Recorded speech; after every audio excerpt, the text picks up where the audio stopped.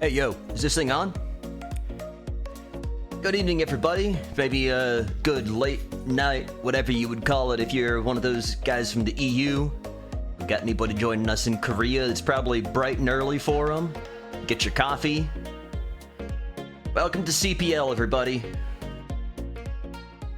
We got ourselves ending text, apparently. No one wants that shit. I promise I'm a professional. I've done this before once or twice. Hey, good evening, everybody. Welcome to CPL. We've got ourselves a couple of games in here for in store. We got Group 12 coming up. You know, I just kind of grabbed a couple of groups at random. I said I want to cast these. I know one guy who's in this group. I played some Starcraft 2 with him, so this is kind of my revenge for getting my butt whooped. Is now I get to cast his games and tell him, you know, what's what. And if he's got anything to say about it, he can't talk back. I don't see him on the mic. So, I guess the big thing here, I just got back from a run. I got a couple of Discord messages coming up. But yeah, I'm excited. And I guess we're just going to go ahead and see what we got today. So, gonna be starting off, we've got DAG, TNT, HyperTurtle, Limpwald, and PrPSc. So there's a couple of games here that haven't been played, but we're just gonna go ahead and churn right on through it anyways. And if the players are angry their game didn't get cast, they just gotta play sooner. Alright, this is preseason, there's nothing on the line. Don't gotta be afraid. Alright, so let's get the sound on. Sorry for the little jump in right there. And let's see what we got here right away. I believe this is going to be DAG versus TNT to start us off. So as soon as we get the roll in, we'll see what we got. This is, of course, going to be on Radeon. And DAG up here in the bottom left on Terran. I'm sorry, that's Terran. TNT going to be here. Top left here we have DAG. Is going to be our Zerg player. And for some reason, I'm just having a really difficult time speaking today. I'm going to blame it on getting back from a run. But TVZ is probably one of my favorite matchups, to be honest. I'm a Zerg player myself. I'm not a very good Zerg player. But one of the big things that I really like about this is just how much the game is kind of dictated by Mutalisks. Up until you get to the point where the science vessel or like some kind of Terran answer comes back. But like the timings in this matchup are so swingy, but they're so strong on both sides. So like, I don't know, I think it's really cool when you have a matchup, when you have a set of, a game feel that feels overpowered for both players at different points in time. And I'm really excited. I'm really curious to see what we get out of these two players, out of these groups even. This is the preseason, so you know there's not really anything at stake, but you still do want to try and make sure that you're playing as well as you possibly can, because you do want to like get to the point where you're gonna have competitive matches the whole way through. And if your play's too low or too high in like the first week or the second week, then it can really just make it difficult to get to that point where you have those competitive and fun matches. Alright, so our Zerg player here is not going for a early pool. I think we're going to see a hatch first. Yep, right out here. Probably a also 12 pool, so 12 hatch, 12 pool. This drone's out here a little bit early. Actually, he's going to go for the extractor before the pool, so we're going to see a very fast lair and Mutalisk here, I think, with this extractor coming out that quickly. Terran here is opening pretty safely, it looks like, not trying to get greedy with a early CC. It's kind of suicide against Zerg unless you happen to get a very early scout. And he's going to have last location scout here is TNT. Going across the map, and they have the north-south adjacent positions. So it does mean that having that last location does mean he really does have to play pretty safe. He's even going to set up a bunker out here on the choke point just to make sure that there's not going to be any kind of early Ling aggression, because right now he's got no idea what's going on. Drone scout gonna find a first marine, so kind of an indication there's nothing too crazy going on. No BBS, no center map, anything, no proxies. But he can't get in there to actually see what it is, so it could be like multiple barracks. trying to put up marine pressure. It could be that he's preparing for like a fast gas for like a mech thing. Now, obviously, we see that's not the case, but Dag has no idea right now. Meanwhile, TNT is going to get his scout on here, going to see this natural coming up, and see how, well, the pool's already up there, so he's not going to have any idea of the timing on it. But the thing about it, look at how much gas Dag's already got, and he's just getting the lair started. This is actually crazy because he's going to have no idea how far along the lair is. He could think this is like a super advanced lair, or he could think that it's going to be like really late. But the lair and Ling speed are going at the same time, so this is kind of an indication that Dag wants to play a little bit more aggressive, using the Lings alongside the Mutas, and he's continuing to mine gas, so this is kind of a dead giveaway that there is going to be a Spire when that lair is done. Trying to keep the Scout alive for as long as possible, but he's not going to keep it for long enough to see the Mutas. This is really just keeping an eye on how many Lings are there and what comes out of the hatchery. Down goes the Scout. And it does look like it's just a full round of drones here for TNT. Meanwhile, getting started on the Academy, I think we're going to see an eBay coming up relatively soon because he's going to be looking for the missile turrets to parry off the Mutalisks when they come out. Lair coming up right now. How tight is the Spire timing going to be? Are we going to see the Spire, in fact? That's the big question here. Second gas at the natural, and Spire coming out. Relatively tight timing. It's not immediate. He wasn't waiting for the moment of the lair to be finished, but it's pretty quick.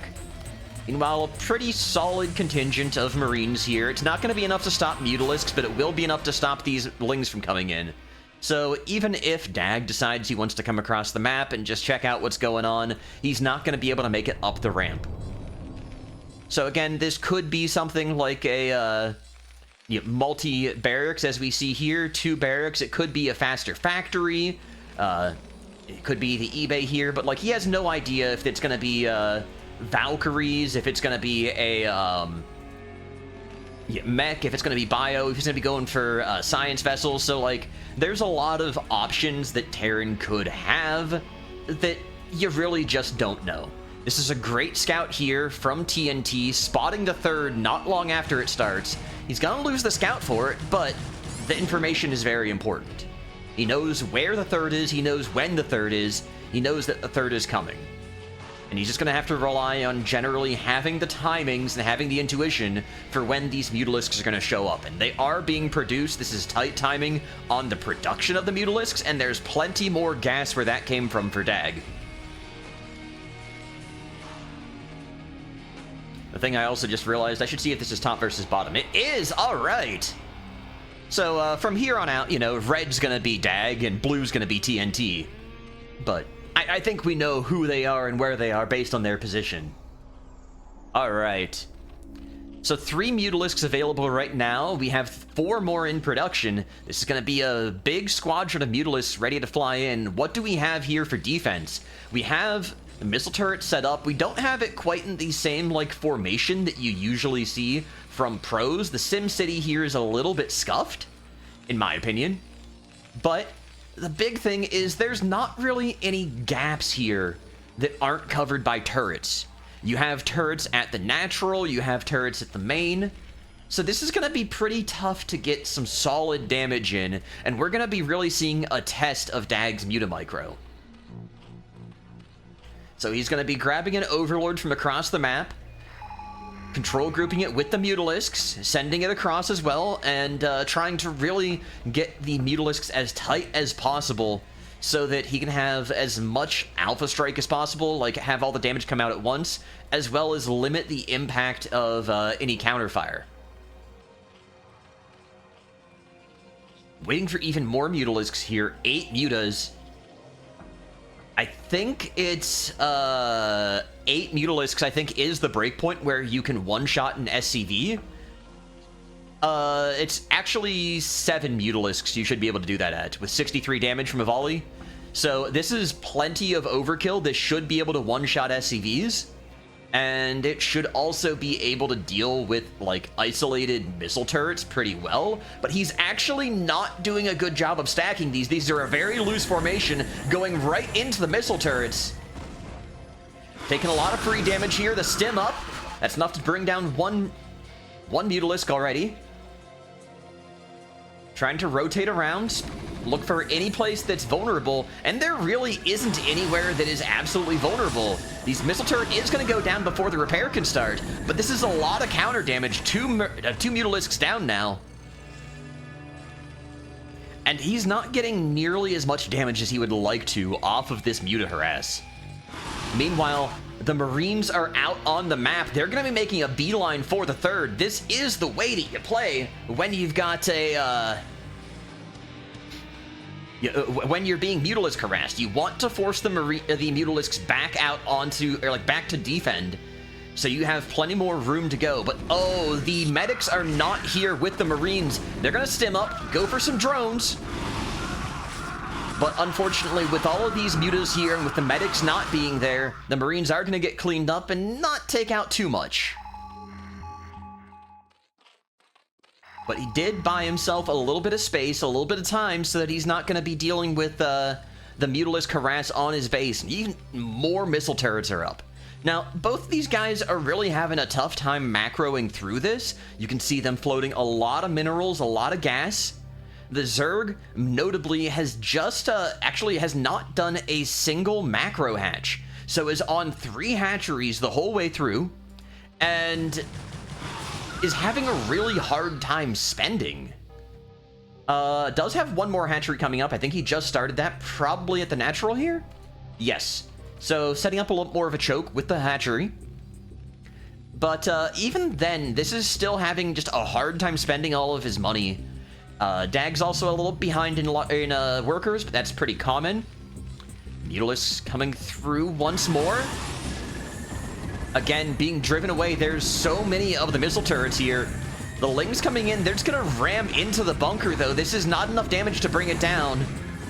This harass is really not having the effect that Dag would want it to. These Marines able to deal with the remaining Zerglings out front that were considering going in against the bunker again. This is not looking so good for Dag, in my opinion, right now. Like, I think that TNT's feeling really comfortable. I think he's moving into that mid-game timing that Zerg really hates, because you're in this transition of, okay, I need to get lurkers, I need to get defilers, I need something to carry me through this mid-game. And right now, we have Hive Tech, we have the Hydralisk Den coming out, but it's going to be really slow, and I think this Zerg this time is actually going to lose this third base. And that's going to make a major impact on his ability to mine, on his ability to pick up gas. He's actually going away from the third. He says, screw that, man. We're in for the natural. And 0PL, thank you very much. That's a huge raid. Welcome to CPL. This is where newer Brood War players are going to get their chance to play in relatively equal footing. This is the preseason right now, so a lot of people who don't know where they stand on ladder or otherwise playing against each other. We're trying to figure out where they are. And eventually, once they get placed into tiers, once they get placed onto teams, they're going to have a couple of coaches as well to help them really learn how to play the game. Some of these guys are brand spanking new. Some of them are a little bit more experienced. We're kind of halfway through right now. And this bust is absolutely crushing. There's no halfway about this bust. He's going straight in on the Hive with the Marines up here. There's nothing to defend it. Dag trying to bring out something from the third, but there is no resistance. I think we're going to see a GG here any moment. Ultralisk Cavern trying to be built, but that is going to take so long. TNT, absolutely clinical mid-game here. Fantastic defense against the Muta-Harass, and fantastic bust onto the natural, onto the main. I think this is a victory lap more than anything else. Yeah, I definitely agree. Needs to learn Crazy Zerg. That's the way I like to play the game, personally. All right, that's going to be all we got for that one, but we got plenty more games coming out. That was a pretty good way to start the night. We got plenty more games where this was from, though. This is the CPL Preseason Group 12. So, let's just take a look and see what we've got on the docket for tonight. So that was DAG versus TNT, and TNT took that pretty handily, if you ask me. I've really enjoyed seeing that. Up next, we're going to have the one player in this group that I'm familiar with. That is HyperTurtle. I met him playing Starcraft 2, and I will not forgive myself for that. But at the same time, you know, I'm going to have the chance to see how he plays in the older and, dare I say, superior game. I'm actually really excited by this. Let me take a quick check on Discord, make sure that nothing too serious is going on, but then we'll get this show on the road.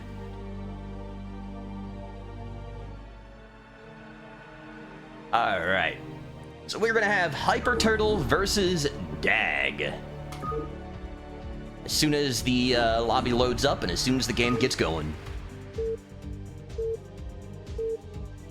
And if any of you guys out there too are interested in CPL, are interested in learning to play the game, or possibly kind of guiding players through if you're more of an experienced player, CPL just started up, it's ongoing, it's, oh my lord, I'm hitting all the wrong buttons here. And the big thing about it is it's kind of a really good place just to kind of get your bearings, to improve as a player, or if you feel like you're good, to kind of show it and help other people get into the game, because this has been around for 25 years and there's still people who want to learn. It's just really hard to learn now. Alright, so the big thing we can see right off the bat here is that HyperTurtle's APM is locked in the double digits and the low double digits at that. So he is not wasting actions, he is doing exactly as much as is necessary. Meanwhile, we got the hand warmers over here for DAG. We've seen him play last game. We know that he's able to juggle things around pretty decently. Now, he played a pretty greedy opener. He had Hatch first last game in the same matchup. Let's see if he goes for the same idea or if he's going to mix it up. Exactly, Shawnee. It's all EAPM right now for HyperTurtle. Nothing wasted, pure efficiency. So HyperTurtle, again, being from the SC2 era, I think he's actually going to try the old school ramp wall in. This is stuff that I did back in like 2005 when I played Terran. I was never good at it, but yeah, I love seeing people who come back into the game after who knows how long, doing stuff that I did when I was in college and was like, man, I have such a hard time making this work. Why is this game so hard? Well, the reason being that I was playing Terran, and also because those strats weren't necessarily great, we just thought they were pretty decent at the time. And no, he's actually not going to be going for the wall-in on the ramp, but kind of an awkward little SimCity here with the barracks in and refinery. So, quick gas for HyperTurtle, but this is kind of really similar to the build that we saw TNT do last game. DAG, meanwhile, going for the exact same build. I believe he had the hatch before pool. Not the hatch, or the extractor before pool, I'm sorry. And this time he's going to get the Overlord Scout, but having the Overlord Scout also tells HyperTurtle where DAG is at as well, so HyperTurtle is going to be able to see some of the timings here. He will be able to see the pool timing as well as the hatch timing. Don't know if he's going to have the alacrity and the awareness to know what that implies, what he can do with it. HyperTurtle also floating a lot of money right now, so he's got enough to be able to get his command center if he wants. He can pick up a couple of extra barracks if he wants to go in that direction as well, but it looks like he is going to be starting up on the natural command center. And if I'm not mistaken, I believe this may be HyperTurtle's first CPL game. So, who knows how much Brood War he's played, who knows how much modern StarCraft maps he's played. From what I hear, this is someone who was playing since 1999, but kind of really hasn't gone into the modern scene all that much. And the one thing I will say is that the game is very different than it was in the Lost Temple days. Alright, DAG here, 4 Zerglings. Gonna be crossing the map here is, he does have a pretty good idea of what HyperTurtle is up to. So, what do we have here for defense? 3 Marines, not really much of a Sim City. No more production from HyperTurtle. That Marine, a bit of a lapse in production. I think these 4 SCVs might actually be able to make some damage happen here if HyperTurtle's not careful. Zergling is going to move out here onto the SCVs. Alright. Maybe try and slow down the expand just a little bit. I think, yeah, going to get the SCV. And just even moving on to, alright, a little bit of nice pullback micro there from HyperTurtle. But Dag getting a little bit of damage, a little bit of scouting, just kind of knows what's going on, and delays the expansion by just a little bit. Not hugely impactful, and oh my, Dag floating a bunch of drones here. The rally caught him off guard when he was trying to micro those Zerglings. Overall, so last time, Dag did go for the fast Mutalisks. Again, looks like we're going to see the same thing here. The Extractor is a little bit later than it was on the last game, so he's going to be a little bit tighter in terms of his gas. But the big thing that we see here is there's no eBay for HyperTurtle. So he's got the Academy, he's got 2 barracks worth of production, but there's no engineering bay, which means there's going to be no missile turrets. And the only thing he's got in terms of a defensive building is a bunker. So, he's even going for, like, medics and fire bats right now. I'm not gonna be surprised if these Mutalisks catch him completely off guard. Spire's almost done. And there's still... Oh, there's an eBay coming up now for HyperTurtle. He's just started it. It might be just in time, but with the close positions, it's gonna be very, very tight. Even starting the air weapons for Dag. Dag really wants to get these Mutalisks doing as much work as possible. If he goes immediately when the Mutalisks pop, he should be able to get some very, very severe damage out onto HyperTurtle.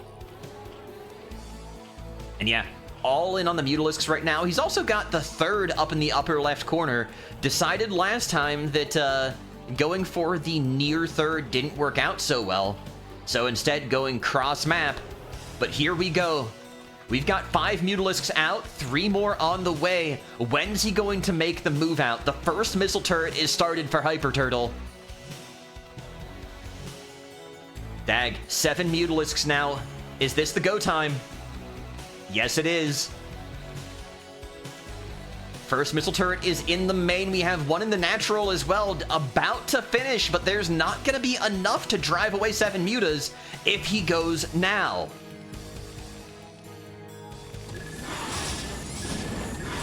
Getting some decent damage already. Going to be focusing on the missile turret.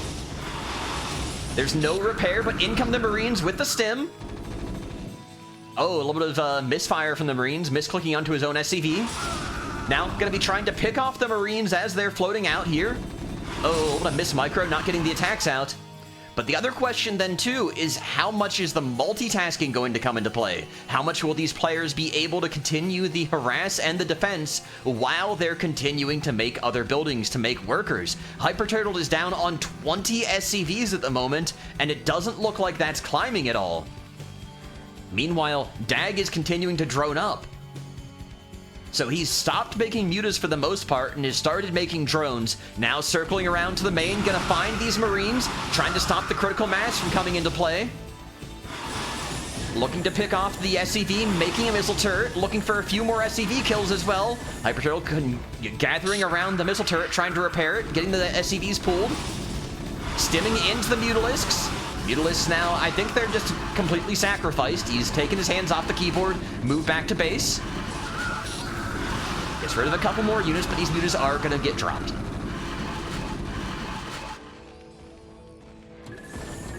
And there comes the Overlord that was part of the stat group. That's a really common thing to just make the mistake of when you're using a stat Mutalisk trick, is you're going to have one of your Overlords that just continues to run forward, and sometimes you lose it. But even more Mutalisks out here again. We have another 7 Mutalisks, and they're just gonna go right back in again, I think.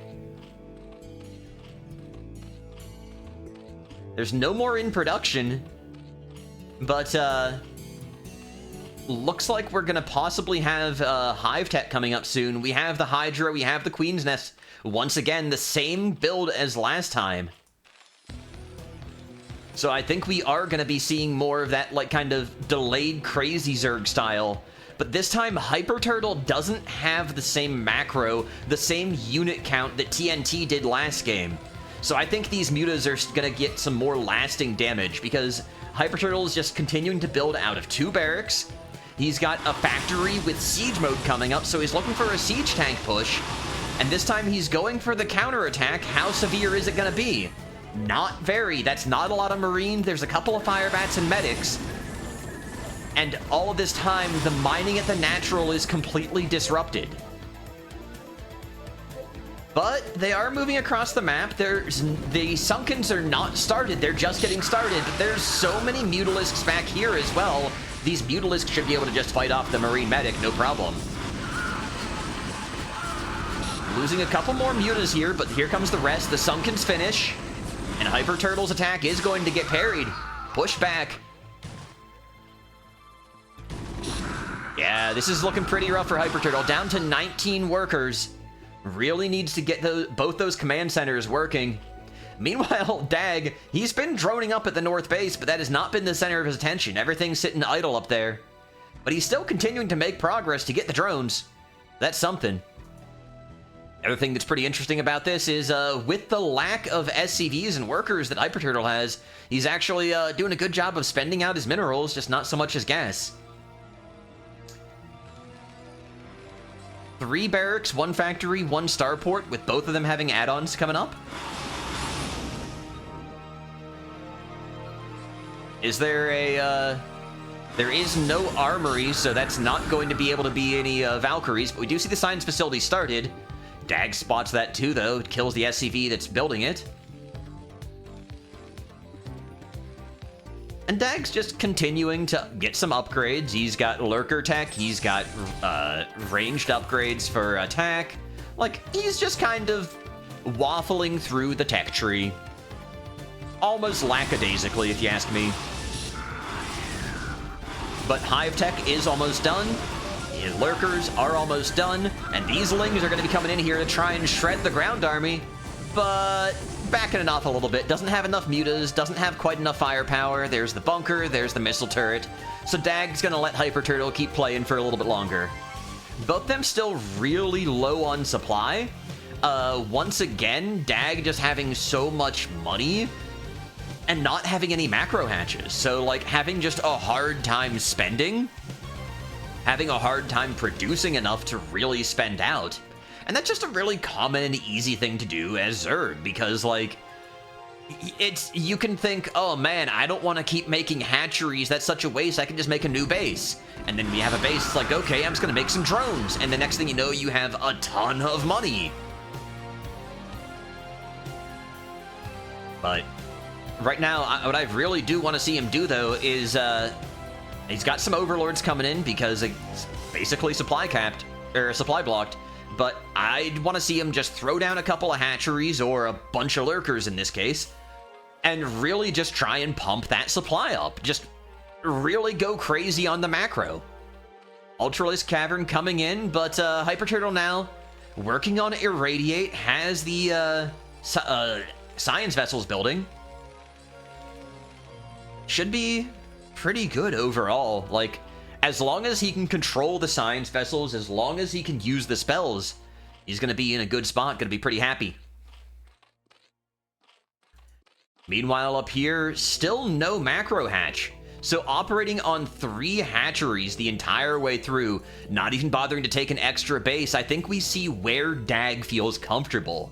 He really likes being at 3 bases. He really likes having 3 hatcheries worth of production, probably using his camera hotkeys. Same thing that I do, because I remembering to use hotkeys for hatcheries and having multiple hatcheries is just really hard, dude.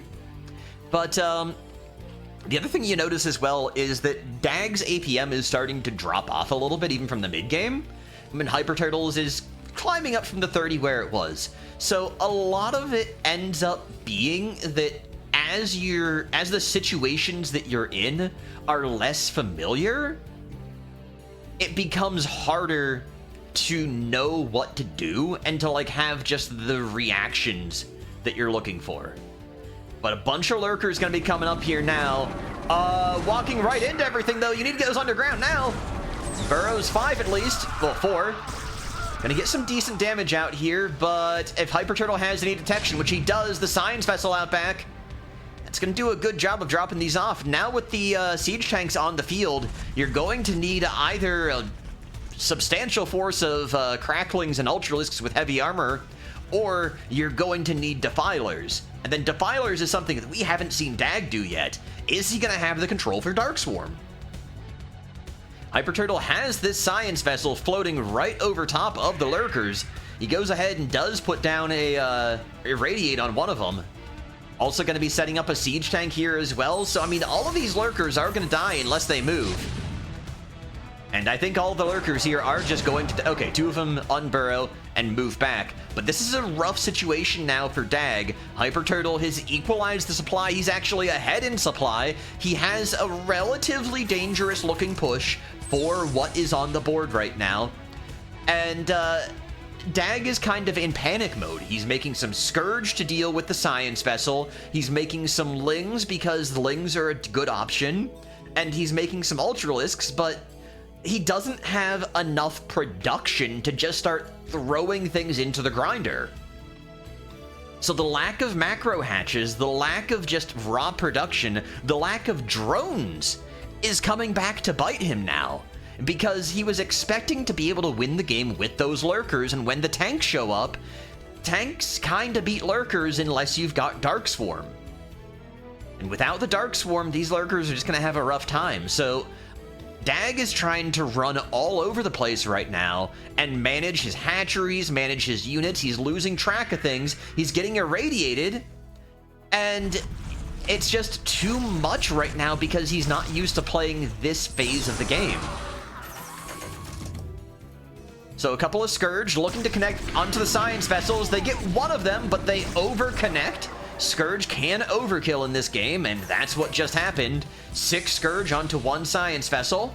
So there is still another detector. There's more Scourge coming out, but they're not going to be the same level of swarm. Meanwhile, the Ultralisks are showing up. We're going to have the first armor upgrade, but I don't know if we have any of the Ultralisk upgrades. They're not exactly the best units until you start getting upgrades on them, but once you do, they're nasty. Okay, we do have the armor. I don't know if we have the speed.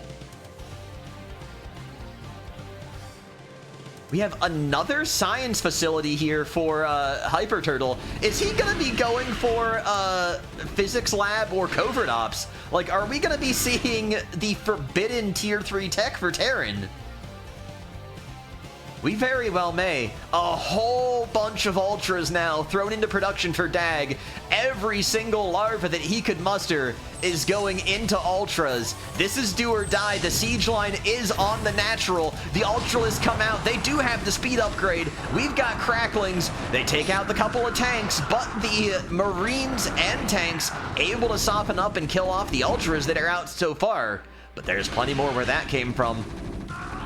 Ultras onto the Marines, just melting away though, and even using a D-Matrix on the Marines. We're not gonna say it's optimal, but we are gonna say it's entertaining. That's the important thing right here. He uses a D-Matrix on the enemy Ultra.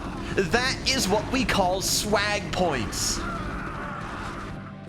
Absolutely rude. I know it was a misclick and not intentional, but that was the rudest thing I have seen in this game.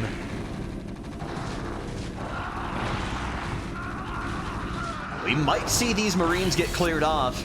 There's no tank behind him. HyperTurtle might be in trouble because he didn't have enough production behind this. There's enough Ultralists to go through and clear the Marines.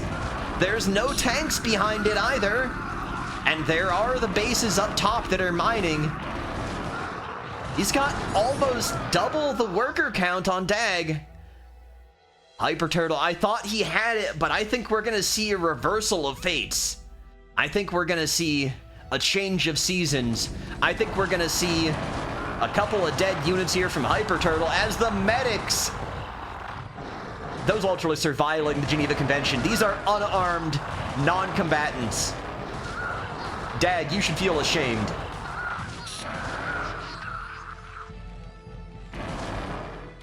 fun fact, the medics will actually have lower targeting priority than anything else that's attacking.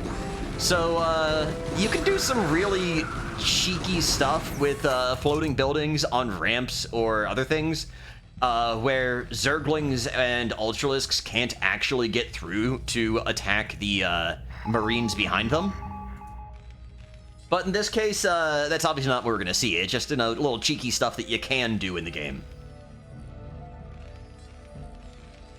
4 barracks queued up here with HyperTurtle, but there's still a couple of lings trickling in.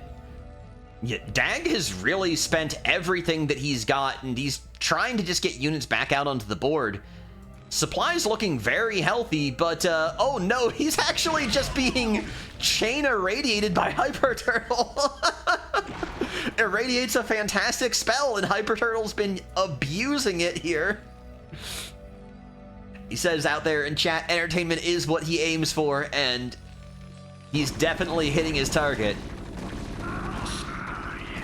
HyperTurtle, lots in the bank still. Trying to get this hybrid mech and bio push to get somewhere.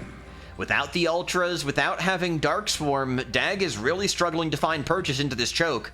HyperTurtle taking into a 4th now, too. The Scourge going directly overhead, should have seen it. Dag's got an Ultra over at HyperTurtle's 3rd, but just doesn't have the confidence to control it. Irradiate on the Overlord here as well. Scourge should be going into the Science Vessel. There's more where that came from, though. 3 more Science Vessels. And finally, the Ultralisk has been brought to bear. Into the mineral line now. Trying to wreak some havoc as HyperTurtle had been building SCVs, but losing a little bit of the momentum he was building. A 2nd rank rather, in the Zerg Carapace is coming up, so that will make these Ultralisks a lot harder to deal with. Where are HyperTurtle's upgrades? He's got 1-1 at the moment. So if you get ahead of on upgrades of Marines with your Ultralisks, it does become really, really difficult to bring them down. But again, HyperTurtle's also using tanks, also using some slightly higher damage units, but he has kind of shifted into this really heavy Marine comp, so those Ultras will get a lot more value coming up. We really do. This is the point in time where we do need to see Dag bring out the Defiler tech. But he's pretty adamant right now. He's just going more for continuing with the Lurkers, with the Ultras. Defilers are scary to use. Spellcasters in this game in general are hard to use. So I don't blame him for this. Like, this is something that is easy to get spooked by. But Dag needs to find some kind of way of just making an advantage come up here. Both players, again, near supply block. Both players are, in fact, supply blocked.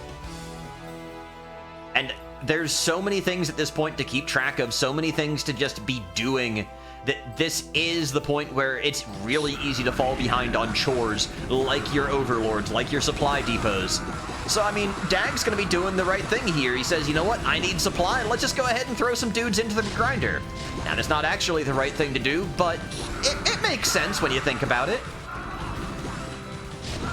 This would be so much more valuable if he had the Dark Swarms there, but in this case, he really doesn't. The Marines up front are the really scary thing. Oh no, the Lurker gonna burrow in the sight of the Science Vessels. Not able to get any damage out there. That's a huge ball of Marines. And right now, Dag just doesn't have anything that he can bring to bear against them.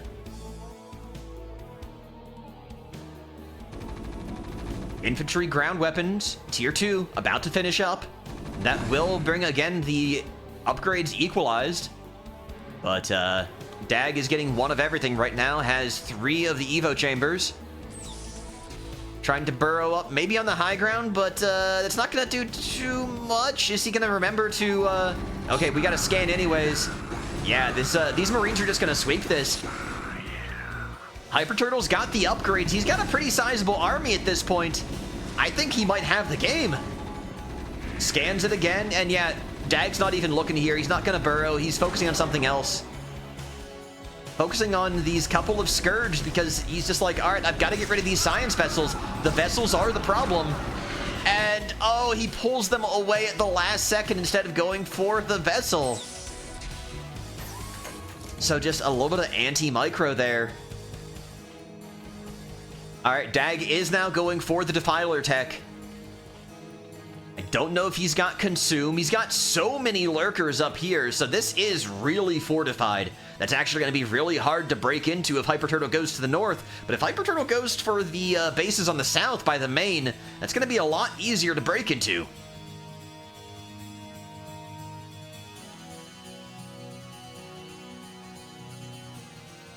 Two 1 Marines now and 1-0 tanks for HyperTurtle. All of these upgrades almost completed for Dag. Dag's actually bringing everyone up north. He's getting all of his forces together. He's getting all of his poop into one big group. Is he going to try and go around, maybe wrap around and look for the third base? There is a new base starting up here. I don't know if he's aware of that or not. Pretty sneaky move from HyperTurtle. HyperTurtle also making an expand down here as well. He's like, okay, the best thing to do if you're ahead in the game. Yeah. General saying all of his poop into one big group.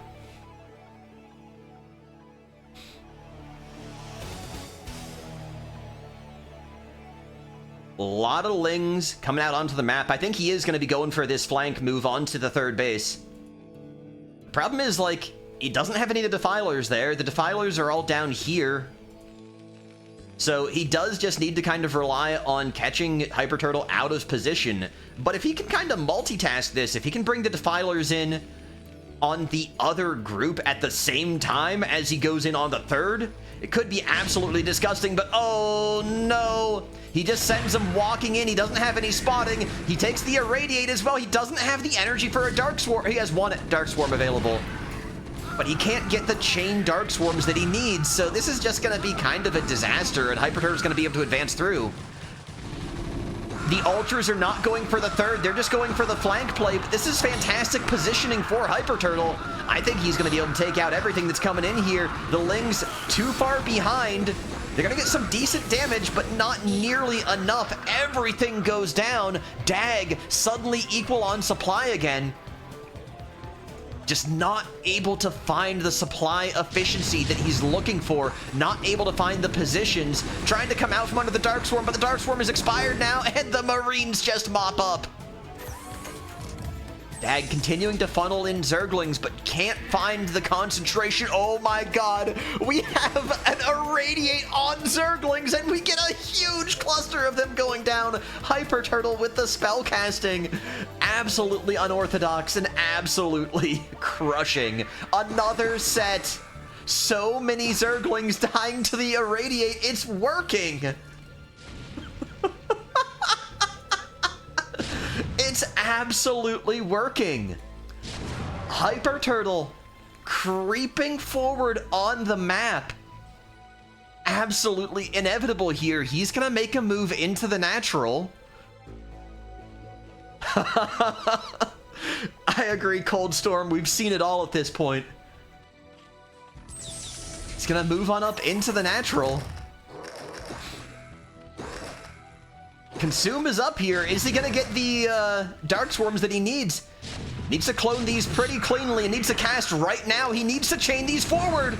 But oh no, the Lings are moving forward too quickly. He doesn't just have the hand speed and the coordination and the feel for using the Dark Swarms quickly. Probably like doesn't have the hotkey memorized. I know a lot of times there's like, if I haven't played in a long time, I have to rethink about hotkeys. So unfortunately, I don't think that Dag's gonna be able to get on top of these Marines and tanks.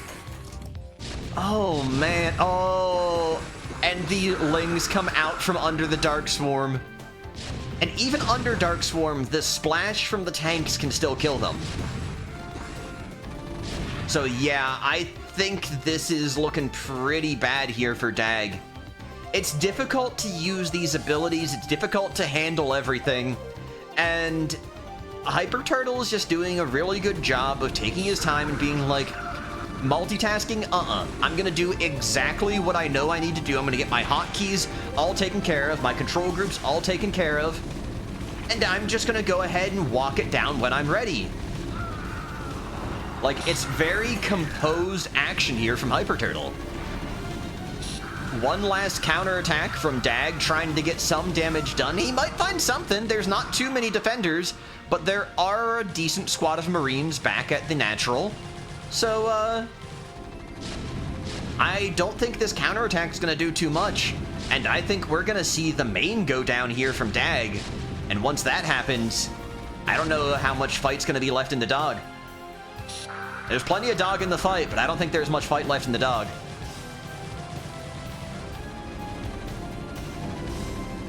Couple of Ultralisks coming down here, trying to keep the Ultralisk Cavern from falling. Irradiates on both the Ultralisks coming in. One Ultralisk actually just kind of was moved on the minimap, and Dag's gonna give it up. So we've got another game down. Dag putting up a hell of a fight in both games, but really struggling with his Zerg versus Terran. So I think if Dag was looking for feedback, I think if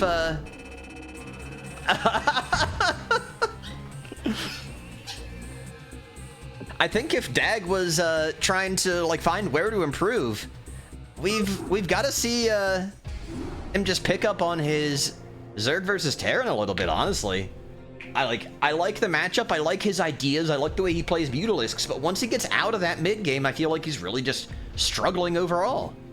And yeah, Sean, 30 APM start, 100% win rate. So let's just go ahead and mark this one down. We got plenty more matches in the tank, though. HyperTurtle 1-0 versus Dag. All right, everybody, get your DVD icons out here. We've got ourselves a match of let's see if we hit the corner, because it is a TVT coming up. HyperTurtle versus TNT. Both them took the win over Dag. Let's see where they stand against each other. I feel like, just based on what we saw already, I feel like TNT is a slightly stronger player. Understood the TVZ matchup a little bit better in like the traditional way of playing it. But that doesn't mean that he's going to have the same acumen when it comes to TVT. So we'll go from there. We'll see how they play out. And we're going to go in without any real expectation. This is not a top versus bottom, so we're going to have some patriotic colors. We've got HyperTurtle in the top right on Radeon playing red, and we've got TNT, he's Dynamite, in the bottom left playing white. Decent splits from both players here. HyperTurtle just a little bit behind on the minerals, but not by much. Actually, I think he's got more efficient patches than TNT does. In fact, I know he does because the right side minerals are slightly more efficient. This is stuff that you can nerd out over and really doesn't matter. This is just, you know, chatting about stuff at the early game. So a little bit of trivia, though, about our players while we're getting started, while waiting for the builds to come in. TNT, when he's not playing Starcraft, actually is a amateur competitive crossword puzzle solver. So I know that he's told me, he's intimated to me that he likes to challenge himself to complete a crossword puzzle without marking any of these squares. I don't know how it works. I don't really understand it, but like, you know, that's just that's what he does when he's not playing StarCraft. HyperTurtle, on the other hand, though, this is someone who spends all of his time not playing StarCraft, reading StarCraft lore, and actually does like a whole bunch of fan art, but it's only in stick figure style. So if you like StarCraft stick figures, you're gonna want to check out HyperTurtle. All right. So the big thing we're going to be looking at here is gas timings. We have a slightly faster gas here from TNT. Meanwhile, I wonder if HyperTurtle is going to be going for faster racks, a faster command center, something like that. But I do think we're going to be seeing one base factory play, potentially fast vultures, like going for 1 or 2 vulture opener from TNT. I feel like this is someone who watches ASL, who studies builds, who really tries to emulate what pros do a lot. And he's got the earlier scout as well, so he's gonna spot this, unless he end scouts, he's gonna spot the cross spawn. And we'll get a little of a high 5 here. Oh, I'm sorry, I just realized I didn't get rid of the replay. I hope you didn't pay too close of attention. I wasn't looking to see how long the game was. But, alright, HyperTurtle is playing kind of slowly here, has a lot banked up. Like, I feel like he wants to go for CC, but at the same time, he's not going for that. He's not going for extra racks. He's just getting his gas going now.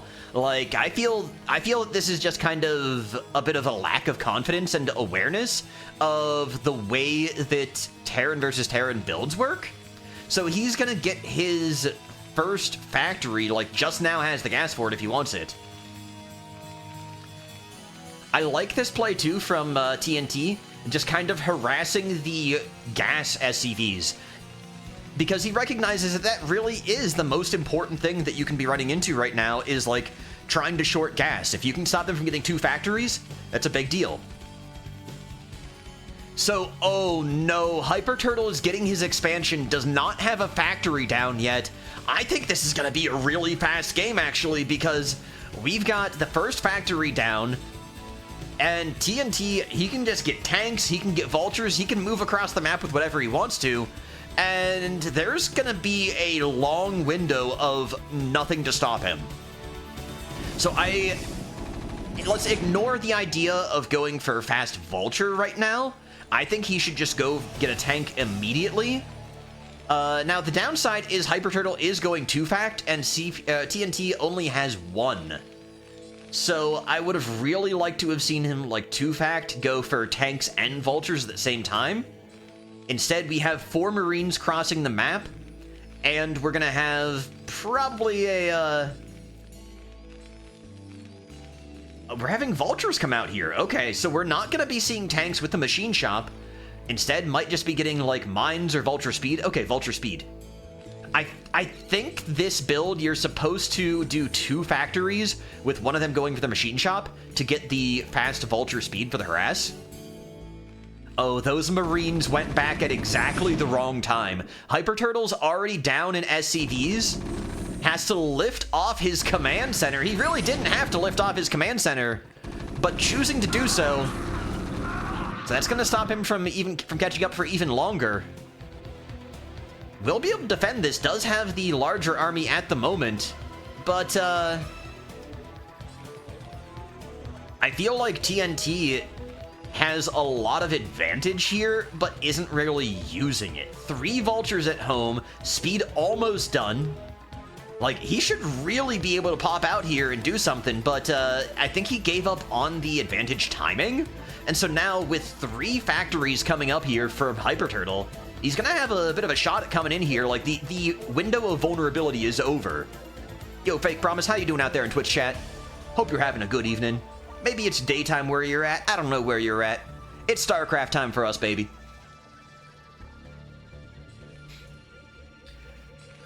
But yeah, the vulture counts are about even. Supply is about even. We actually have TNT is slightly behind in the army count because he's got so many more workers.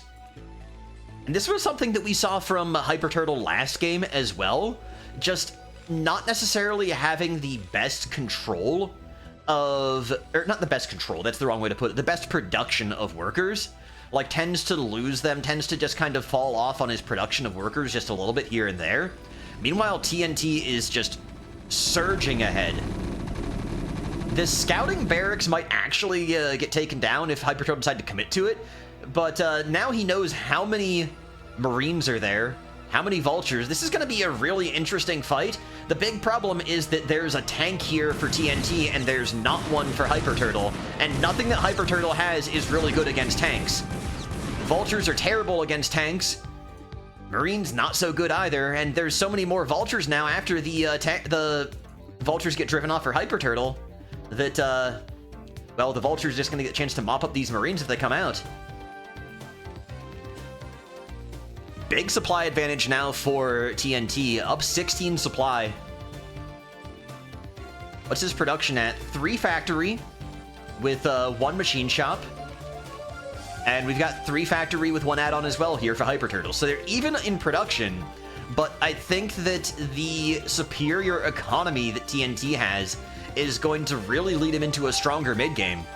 TNT's actually supply blocked here, but yeah, really, his economy's looking fine. He's spending fantastically. I wouldn't even be surprised if he's doesn't feel like he can win the game right now. I wouldn't be surprised to see him go for a 3rd base. I know it's always kind of a meme, especially in Artosis Circle, that Terran can only count to 2 bases, but I wouldn't hate the idea of going for a 3rd here, especially because there's only basically 1 more choke to defend if you go for a 3rd. So HyperTurtle setting up some mines here in the middle of the map. Not going to be able to do anything to the vultures, just a little bit of trivia. I'm sure all of you guys out there in Starcraft land know this stuff already, but, you know, this is CPL. This is where beginners go to learn. A lot of these guys, they're not pros by any means. This isn't even BSL level. Like, this is ED. This is low-rank stuff. Gonna be taking out the scouting barracks. That could be a little bit annoying for TNT if he wants to make more factories. We'll take a look and see what he's got right now. So he's up to 5 fact, as well as having the starport. So he's gonna need to make a new barracks if he wants to go up to 6 factories, but 5 fact is pretty respectable. 5 fact and starport, he can go ahead and get drops if he gets the control tower. He can have just so much production as well if he wants to. The one thing that we don't see, though, is... Oh, we do have an armory, and we do have the weapon upgrade coming out as well. So I believe it's 2 points in vehicle weapons that are important for tanks to be able to one-shot other tanks. Even have missile turrets coming up here. I think he scanned to spot these wraiths, and they're going to come up just in time. These wraiths, some call them paper airplanes, they're going to get driven away, barely surviving the missile turrets.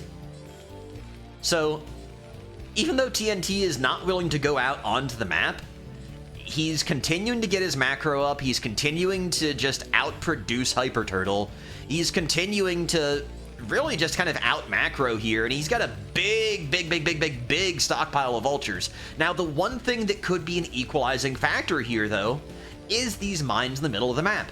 Even though vultures can't trigger them, if he goes across the map and doesn't kill off the mines, if he gets connections on the mines, even though HyperTurtle's down 12 supply, even though he's down a fair number of workers, that could be a major equalizing factor if those connect. And while HyperTurtle is going for his 3rd here, so considering getting out there ahead in the base count, even if he's not ahead in workers, HyperTurtle being more assertive on the map than TNT is. And this is, I kind of think, reminding me of the way that Dag played ZVT against HyperTurtle, was having a hard time getting up there and, like, continuing mid-game production, but just spending a lot of money and a lot of time on upgrades and trying to, like, manage everything, but having the APM just get a little bit more confused throughout the game. But here we go, a little bit of sortie in the middle of the map, I guess we'll call it. Just vultures trading shots. The Goliaths and the tanks will do massive damage against the vultures, though. So this is definitely advantage for TNT. Spotting a couple of these mines as well, being very careful as he crosses the map. And HyperTurtle is actually not going to take that 3rd. He was strongly considering it. But, you can see on the map, he's actually taking it at the top instead. I like this play here from HyperTurtle, bringing the Wraiths into the mix. Potentially bringing up Goliaths or Marines, which can shoot down the Wraiths. But the big thing about it is you might just pull the Goliaths into the mines, and no real damage was done. Goliaths can actually shoot. They can acquire the target from mines so fast that it's hard for mines to get damage unless you're move commanding over them, or you're occupied by something else. So the mines are gone from the middle of the map. HyperTurtle just has a siege line at his choke point, but it's not going to be able to cover this third base. Meanwhile, just slightly behind, TNT is taking his own third as well, and has mined out several other bases just to be able to make sure that HyperTurtle can't get there. HyperTurtle might be going for a fourth as well, actually sending an SCV around the map. We've got a physics lab for HyperTurtle. Is he gonna go for battle cruisers? Are we gonna see BCs from HyperTurtle? He's only got one Stargate. He's on one Stargate, 4 factory. Okay, Starport, I'm sorry. But second Starport coming up. So I think he is going to try and make a switch into battlecruiser tech. I'm not so sure about this one, to be honest. Like, it's a little bit dicey, especially with the vehicle weapons and the Goliaths already on the field for TNT. All he really needs to do is get chair on boosters and switch over to making heavy Goliath. Almost getting a connection with those mines. But here's going to be the big test, is how is TNT going to approach trying to break the siege line? Because this is something that takes a lot of nuance, it's something that's very difficult, and a lot of low-level Terrans just really struggle with breaking siege lines. Requires a lot of multitasking, requires a lot of control groups and unit control, and it might not be as much of an issue because HyperTurtle did unsiege, and these tanks are just going to try and roll in saying, I made more units. I don't care about your siege tanks, I don't care about your siege line, I'm gonna A-move. What are you gonna do about it? And now sieging up. Taking out a couple of the Goliaths here, really making a big fortified position, going to stop HyperTurtle from being able to come back out onto the map. I even like this here, using the mines, gonna get the vultures under the tank range. Oh, old school tech. Placing mines directly on top of the tanks, and now having the vultures on the SCV line, gonna be able to just absolutely crush this. This is looking pretty rough for HyperTurtle, down 40 supply at this point. TNT rolling out more tanks. He doesn't really have any vultures, or any Goliaths though, and that could be disastrous because we do have one battlecruiser coming out for HyperTurtle. It could be enough to do something. Like, I'm not so sure that it's going to be able to kill. These are not StarCraft 2 battlecruisers. They don't just absolutely run over games. And there's going to be plenty of time to get the Goliaths out there. Last we saw, TNT had 5 factories. Might have even more at this point. A little bit of a connection there from the spider mines. Nice positioning here from HyperTurtle, actually. He's going to get some very valuable shots onto these tanks. But now we do have the tank armor upgrade is actually really not that useful because of the fact that the armor doesn't stop you from getting 2-shot by the tanks. Like, even if you have 3 ranks in armor against level 2 weapons, you're still going to get 2-shot. But I guess it does help a little bit against, like, Goliaths and Vultures, but when are your tanks going to care about those? TNT floundering a little bit in production. He's actually got no units in production at the moment, but he does find this extra base here. Going to send the Vultures and the tanks in. He should be able to bring down the command center. But HyperTurtle, he's got more battlecruisers coming in. We might actually see them get to a sufficient number before he exposes them to make a bit of a crush on this game.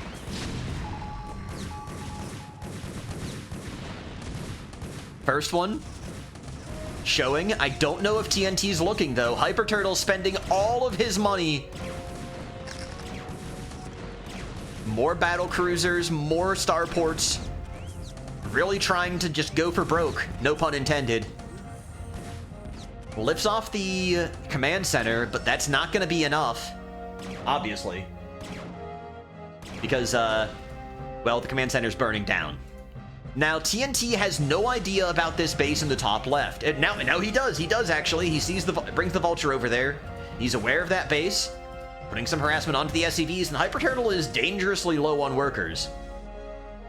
I guess the good news is, though, that Main and his natural are not mined out. Neither are they for TNT, though. So being this low on workers means that his saturation is relatively low. But he's not making Goliaths here. He's actually... Okay, he's finally started making Goliaths, but he's just got so many tanks up here. I kind of want to see him just take the tanks, run them over to that corner base, and make a whole bunch of Goliaths to try and deal with these battlecruisers. But the battlecruisers have no upgrades, so I mean, they're gonna be kind of squishy. They're not gonna do a ton of damage. And when you've got +2 Goliaths, like, you're gonna feel pretty good about pushing them away. Starting to make more factories as well. Gonna be up to 8 factories, it looks like. I mean, when you've got this much money, it may as well. Battlecruisers. Trying to Yamato down the turrets.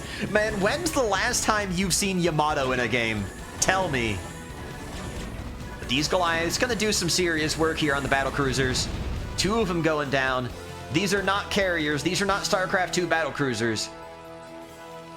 These are not great units in Terran versus Terran. HyperTurtle's actually pulling his command center over to his old 3rd location. Realized that he wasn't able to keep any workers there. He's got to do something, but he's going directly over some spider mines this worker transfer is known about. In fact, those spider mines are going to connect onto these tanks here as well. So TNT knows everything that's going on right now if he was looking at his map. And he's got a huge army in the middle of the map. He's doubled up on supply. He's got more upgrades. Actually, he's even on upgrades, but he's got enough upgrades. I'm really curious to see if TNT's ready to go for it this time, and he is pushing in. The battlecruiser is getting absolutely mauled by the Goliaths, and GG is called. TNT so far is the king of the group. Pretty good. Pretty good play. I think we're gonna see TNT in tier 2 pretty easily. HyperTurtle could be there as well. Maybe tier 3, like the top of tier 3, the bottom of tier 2. I don't necessarily know like how the skill levels pan out, where people, where like various ranks play. But I'm definitely seeing that Group 12 feels stronger than Group 3 was yesterday. So, let's go ahead and update the scoreboard, though, and we'll just keep on going. There's a lot of StarCraft left to be played. Let's hope that there's a little bit less of these 20-minute matches, because I'm not going to be able to survive that. But TNT, so far, is our king of the hill. Do we have anything else from TNT? Absolutely. Let's just keep following the man. Let's keep playing some Terran games. So, we'll move on next, then, to Limpwald versus TNT. Let's play King of the Hill. And once again, this will be on Radeon, because in CPL's preseason, everything is on the same map during a week. So, let's see what we got here. The king is TNT, and I believe he's up against Limpwald in this match. Of course, you know, Limpwald's got the name of Oscar Bob, but they are playing top versus bottom this time, so can be at least a little happy about that. Alright, so our king of the hill so far is TNT in the top left playing Terran, and we've got our first Protoss of this set, Oscar Bob, also known as Limpwald. And, now, I'm not the bestest, and I don't know all of the trivia, but from what little I understand, I believe the top mineral patch right here is the least efficient if you don't mineral boost. But at the same time, that's absolutely nerd stuff. So who knows if that's actually important or not.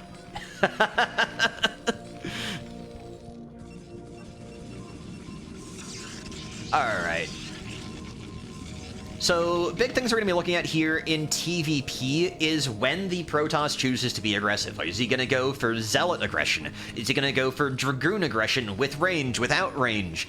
Is he going to go for Nexus first and completely eschew the entire aggressive prospect? For the Terran player, we want to know their factory timing. We want to know if they go for a bunker or not, when they go for the expansion. Like, all of these things are really important. And while we're figuring all of this out, I'm going to alt-tab out real quick, just because I have some messages on Discord.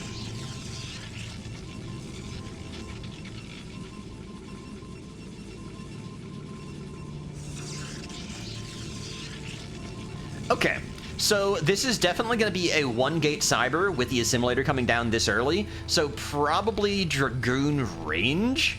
Not going to be seeing like a 2-gate zealot pressure. We could see 1 zealot out there, at least a pressure to keep TNT honest, but I don't feel like at this caliber of play that that's going to be too likely. Meanwhile, we do have the gas coming out pretty early. I think we're going to see factory expand coming out here from TNT. That feels like his style. He's always been pretty quick about getting the factory. Last game, he was actually a little bit slow. He had his gas really pile up before he got his factory, but it's much more important because of how strong factory units are against Protoss to get your factory at a very nice, crisp timing here. So I'd actually kind of, like, I'm hoping that we see him maybe move a couple of SCVs back to minerals, to try and get enough minerals fast enough to get the get his factory out. Now, we did see 1 zealot there for Oscar Bob for Limpwald, and he started to have it across the map, but instead he's going to bring it back and just try and chase off this SCV. I would have actually really preferred seeing him cross the map with it. I'm sorry, I left the replay UI up again. Getting a little bit lazy here. But the big thing is, like, I really like it when zealots are on offense, and I really dislike it when zealots are on defense. So I feel like if you send the zealot across the map, you make TNT spend a whole bunch of his attention and energy in keeping his Marines alive, in keeping his SCVs alive. Even if you lose the zealot, like, who cares if you lose the scout? You're gonna have a Dragoon coming out anyways, and a little bit of a snafu with the hit and run micro here. You want to use hold position, and Oscar Bob or Limpwald, as he's also known, just making a couple of mistakes in the micro, just canceling the attack a little bit too early. But really struggling to control the Dragoon here, really struggling to get this SCV. Finally brings it down, but that's a lot of information and a lot of time bought for TNT. So now TNT finally getting the chance to see what's going on here. He doesn't have a bunker. That's one of the important things that that Oscar Bob is going to be thinking about.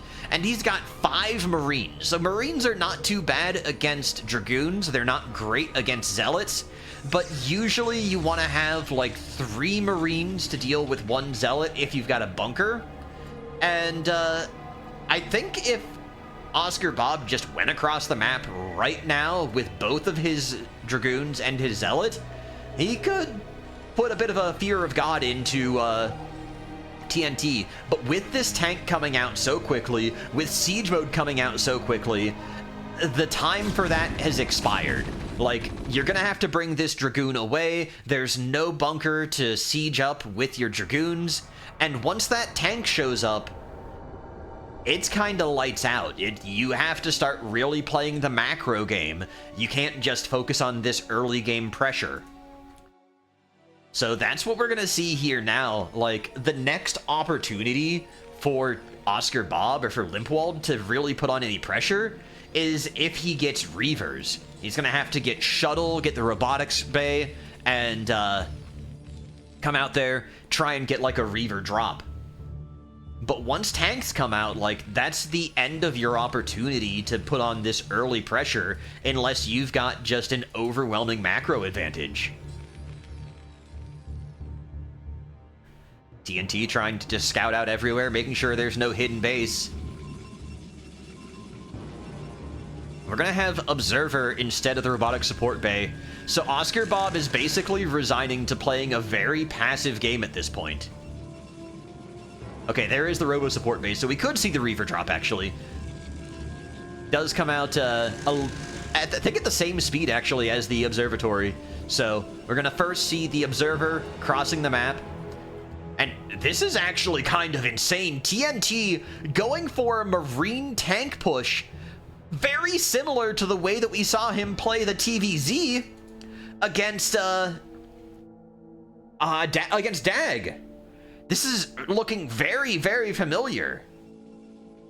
This many Marines in the tank, like, okay, so Oscar Bob is going to be aware of it now. Limpwald, he knows what's coming here. He's got a great arc, but these tanks are going to get the chance to siege up. The Marines bring down that Zealot. They're trying to get under the range. Oh, beautiful focus fire here from the Dragoons. This tank should die as well, but the Marines might be able to mop up on the Dragoons. Trying to get a little bit of hit and run going. Just get as much damage as he can. The Dragoons are doing some work, but TNT is going to be undeterred. He's just going to try and go in there, get as much damage as he can. Maybe get some probe kills. Get a bit of a trade actually going on, because Oscar Bob, he's just like, okay, I'm going to cross the map. That Spider-Mine's going to get a huge hit, though. Boom goes the dynamite. Back at home, Limpwald does drive away TNT.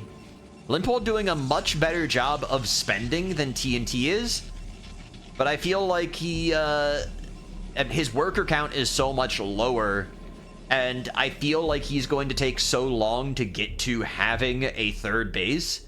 Like, I wouldn't be surprised if TNT gets his third ahead of Limpwald. But here's the Reaver. Do we have a shuttle coming out? No, no shuttle. So just a raw Reaver. Okay. I'm back in 1999 again, everybody. One of the Dragoons taking out the scouting SCV. Yeah, no sign of a shuttle at all. This is not going to be Shuttle Reaver. We don't have a Snow wannabe here. This is just raw Reaver.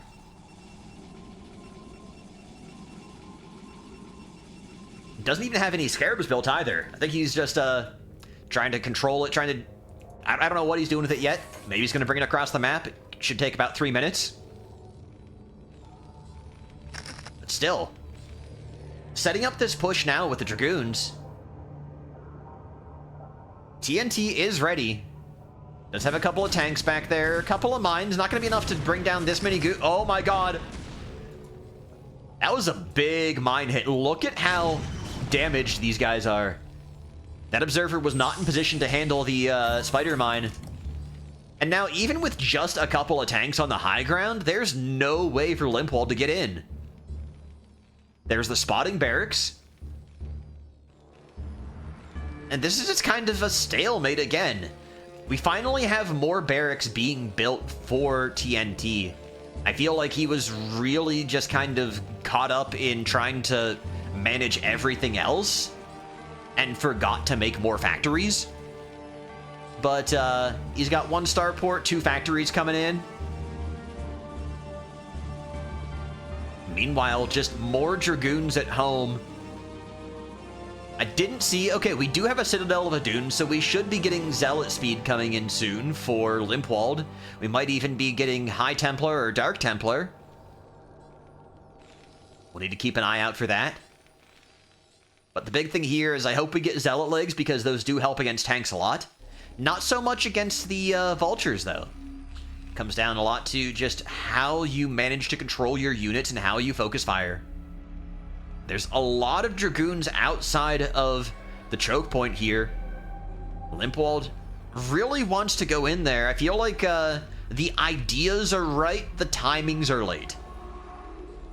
But that can kind of be said of a lot of people at like this, like, E to C rank strata, is the ideas are good, the timings are bad. You have the right ideas, your execution is not quite there. And we're going to be seeing a 6 factory here out of TNT. Meanwhile, back here, it looks like we are still on 3 gate. And plenty of pylons coming in. All right, big push starting up. The Observer going to get picked off by the missile turrets. Big mine connections. So many blue goos. So much blue goo from those Dragoons. That was an absolute failure of a push. Between the mines and the tanks and the high ground, Oscar Bob got nothing done. Pretty rough here. TNT's got to be feeling really confident. Like, even though he lost a bunch of vultures, like, I kind of want to see him just decide to push back out. I don't think he's going to, though. This definitely feels like the kind of Terran who in TVP just wants to max out before he goes. He's even repairing his vultures, man. How much attention does that take to, like, pay attention to which vultures are damaged and not? Like, vultures are kind of supposed to be disposable, and he was repairing his vultures. Dude, I love low MMR. I love it so much. Limpwald has his third up. Trying to catch up in the worker deficit now. We might see TNT push out to his choke up here, and then maybe make a play for the third. He's got a couple of SCVs moving around. So I wouldn't be surprised if we see, like, a missile turret and a command center go up here. Shuttle with 2 Reavers. Alright, how much damage are we gonna get? Now, there's missile turrets all around here. There's no speed upgrade for this either. And he ran right by the floating barracks. So TNT knows what's up. He's got the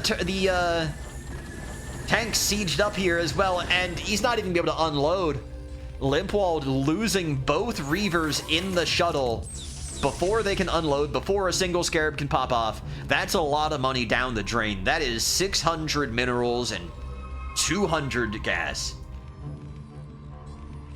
Alright, the command center was already built, just actually floating it into position. Unfortunately, it looks like the landing was interrupted, so TNT not gonna have the third up and mining just yet. But I like the fact that he was building it offsite. It's pretty good. He's actually going for EMP. I don't know the last time I've seen a Terran use EMP against Protoss. It is a good spell, but I don't see it very often. I guess he's worried about the possibility of, like, Dark Templar, so I'm going to get some Science Vessels, and then may as well have a EMP if I do. Oscar Bob kind of moving out again. Just sending stuff at various parts of the map, looking for mines, looking for anything stray. I'm not sure what his idea is right now.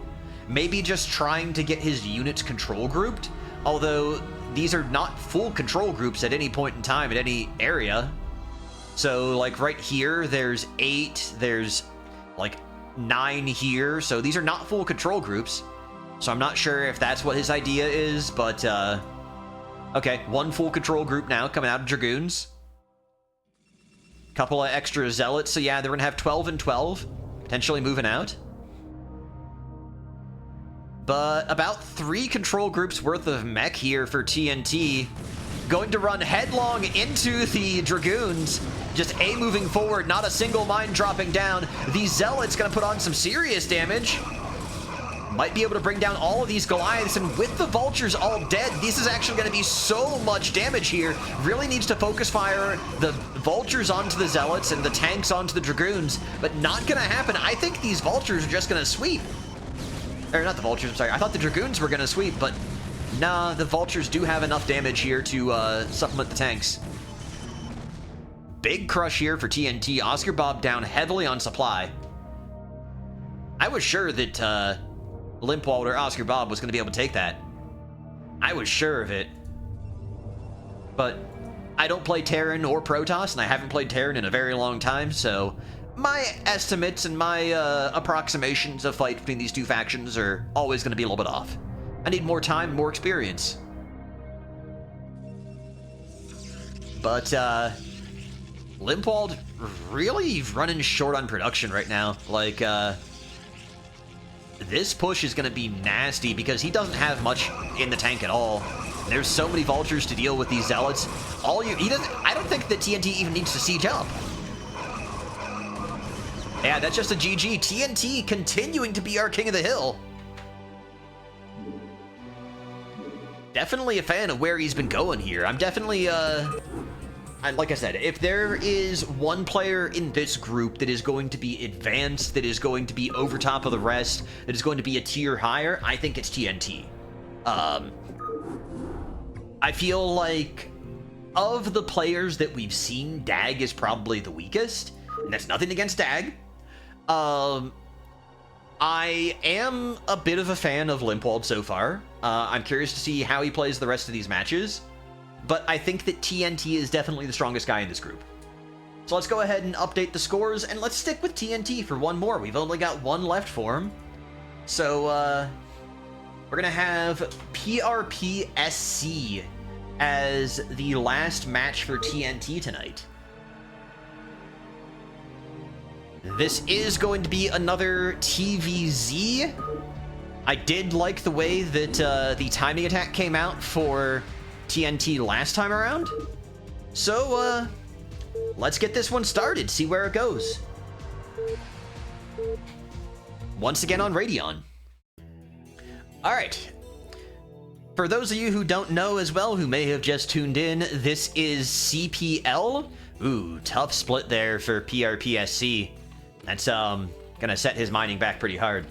But this is CPL, this is Coach-Pupil League Season 12, and this is a Starcraft League, or Starcraft group, whatever you want to call it, for players who kind of want to get into the game, who are trying to learn the game, and you can be at any point in your learning journey, but they have coaches who are really good players, who are really good English-speaking players who will help divide you into teams and like figure out how good you are, get you playing against other people that are at your level approximately, and just help you get better.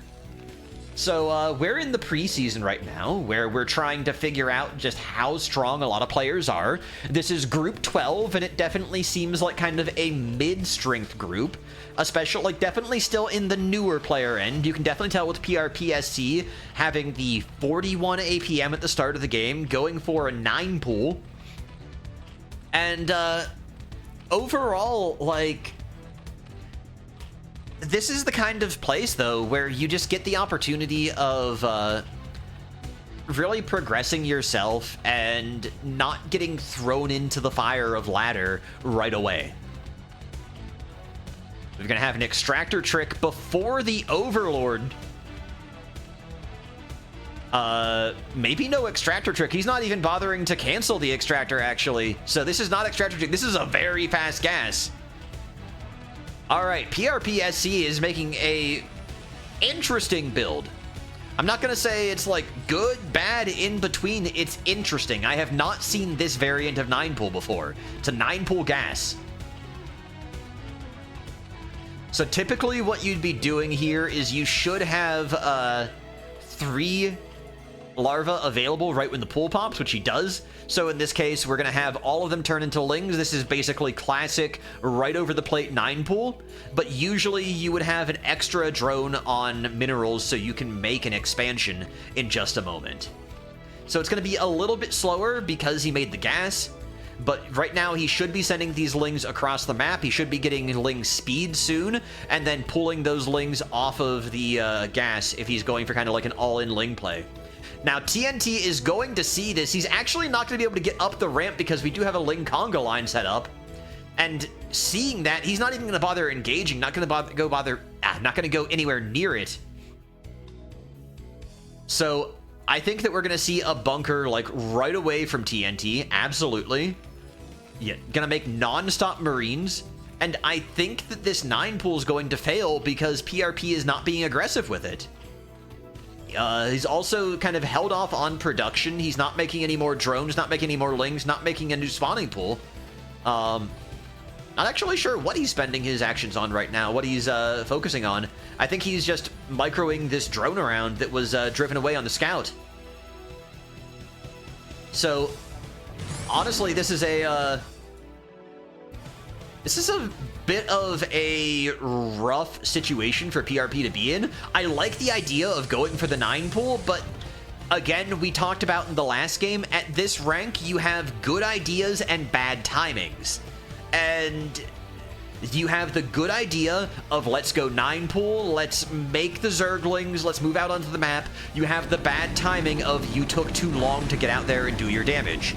They are going to run by the bunker, So there's 3 Lings that get in, but now you've got to find your damage. And there's going to be a ton of Marines coming out of that bunker and back here.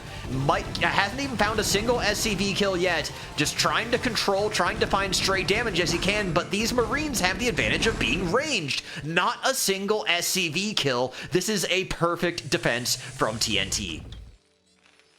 So how are we going to try and solve it on the side of PrPSc? Well, he had a whole bunch of drones that were made and not mining. He's got 3 more sets of Zerglings coming in, so he's really kind of taking this in like a half and half direction. He's treating it like a middle-of-the-line build, kind of like you would usually do with Overpool, where you could go aggressive, you could go defensive and economical, but in this case, he tried to have it both ways with a 9 pool, and I don't think that really works. If it does, I mean, that's above my brain level, and I'm gonna be the first to tell you, my brain level's not that high.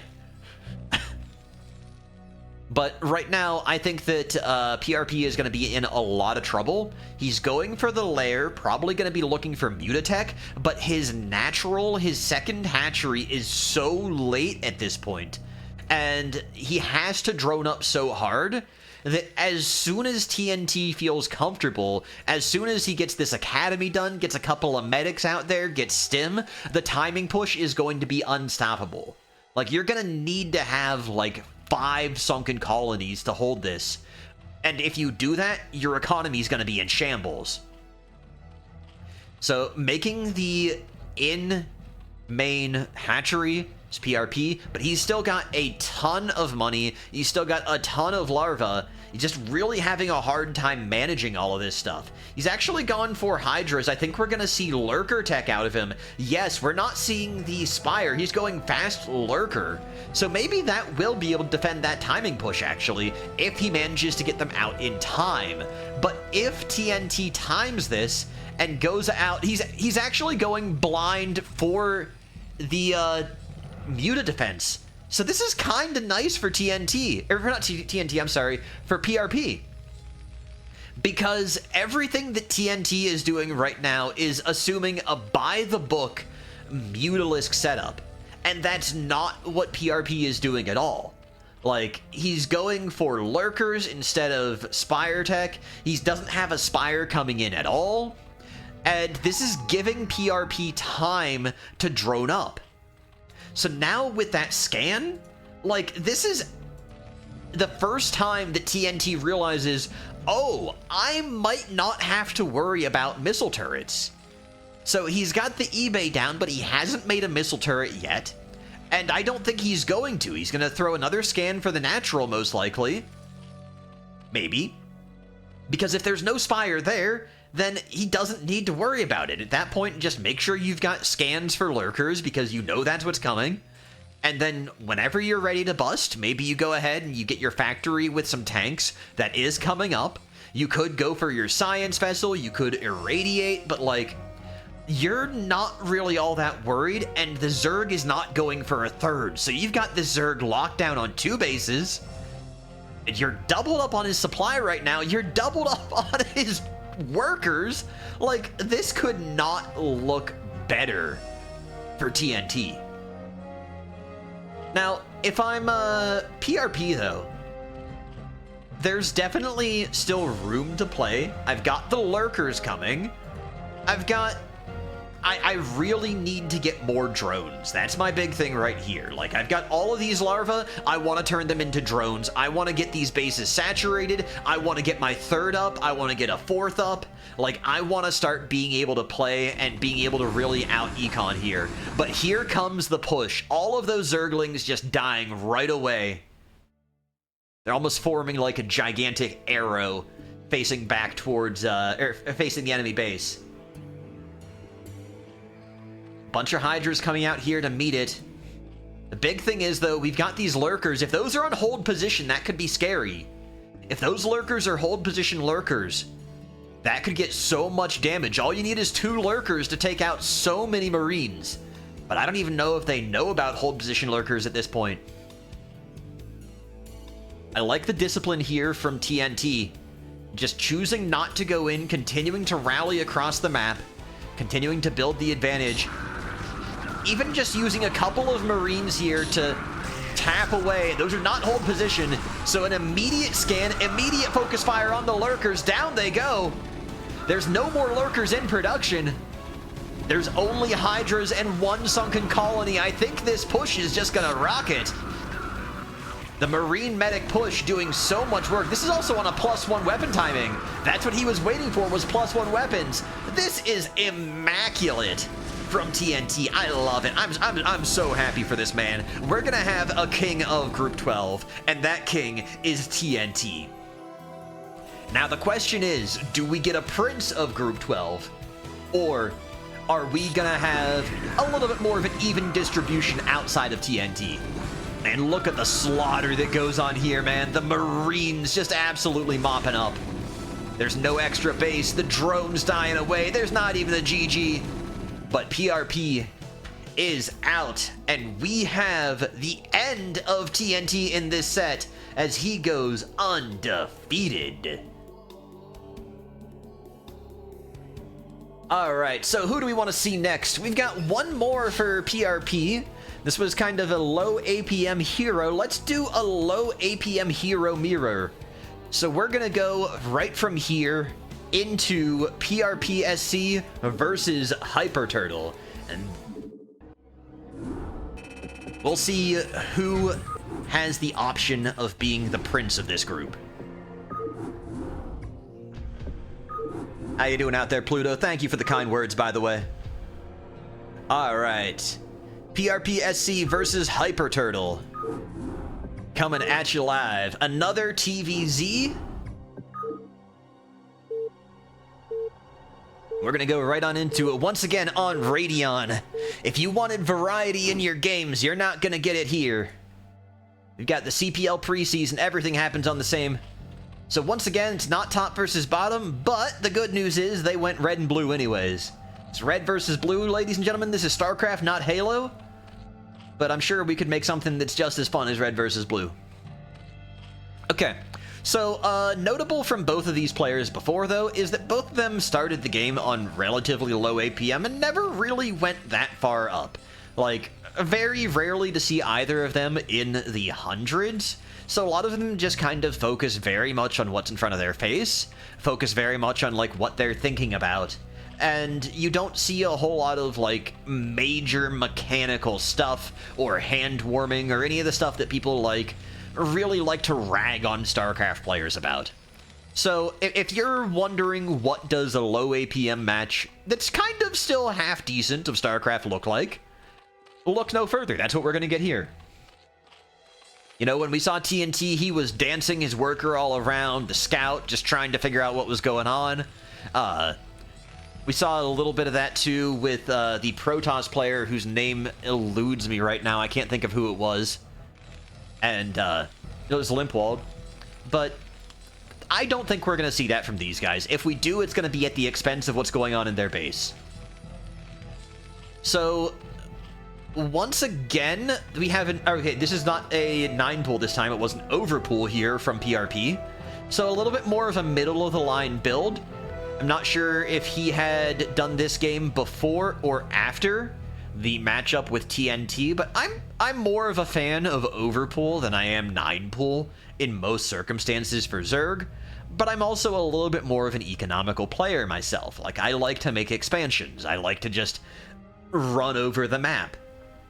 So in this case, well, I do support the decision of having the middle-of-the-line build with Overpool. I'm very curious as to how many Zerglings we're going to get as the opener here. Now, HyperTurtle is actually going for a high ground wall-in with his barracks.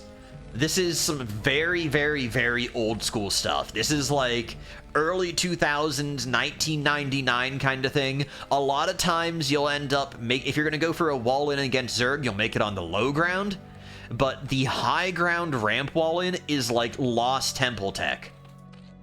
So, yeah, that's kind of what we're dealing with right here, is like old Lost Temple style builds. Alright, 4 Zerglings coming out here for PrP. This is really standard for Overpool. Like, there's 2 Zergling variants and 4 Zergling variants, but this just kind of means, okay, I don't want to have my Zerglings get sniped. If I run into any SCVs or anything, I want to be able to take them out pretty easily without them just dancing around and dodging. And we are actually going to get that collision right here, as this SCV is going to run headlong into the Zerglings, not get the chance to get in there and see what more is going on. So HyperTurtle will not be seeing that expansion, will not be seeing if there is gas, which there is not, and will not be seeing the 3 idle larvae here from PrPSc. Once again, PrP, though, really focused on the worker micro as he's trying to scout, really focusing everything on there, and so that meant that he did have a bit of a hard time getting the production, the multitask going. So, we're gonna see a solid flood of Zerglings actually coming out here. With 10 Zerglings on the map, you're going to want to do something with that. He knows that that expansion's up. He knows that there's a wall there. I kind of want PrP right now to just run across the map and try and smack that CC. And I think that's exactly what he's going to do. You need to get there before a bunker comes up, though, if a bunker comes up. So is HyperTurtle aware of this threat? Is he going to try and preemptively answer it? Find out next time on Dragon Ball Z.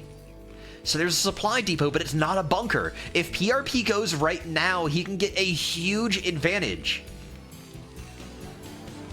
Yo, Ziggy Stardust Broodboar, thank you very much, man. I'm always, like, really happy just to be able to talk about new players, like, low-level games, and, like, a lot of people are like, hey, you know, you can make fun of it, you can be like, oh my god, they're so bad, but I don't see it that way. Like, the way I think about it is, in a really difficult game, there are you have a lot of stuff to learn. And there's going to be a different rate at which you learn it, and you're going to be better at some things and worse at other things. And, one of the big ideas that I have is, like, when you are learning stuff, you kind of have to focus on 1 or 2 things to learn. And you're going to get better at that, and you're going to suck at a lot of other stuff. So, like, at this range is when it's like, okay, I'm really good at 1 or 2 things. Or maybe I'm not good at anything. Like, that's okay.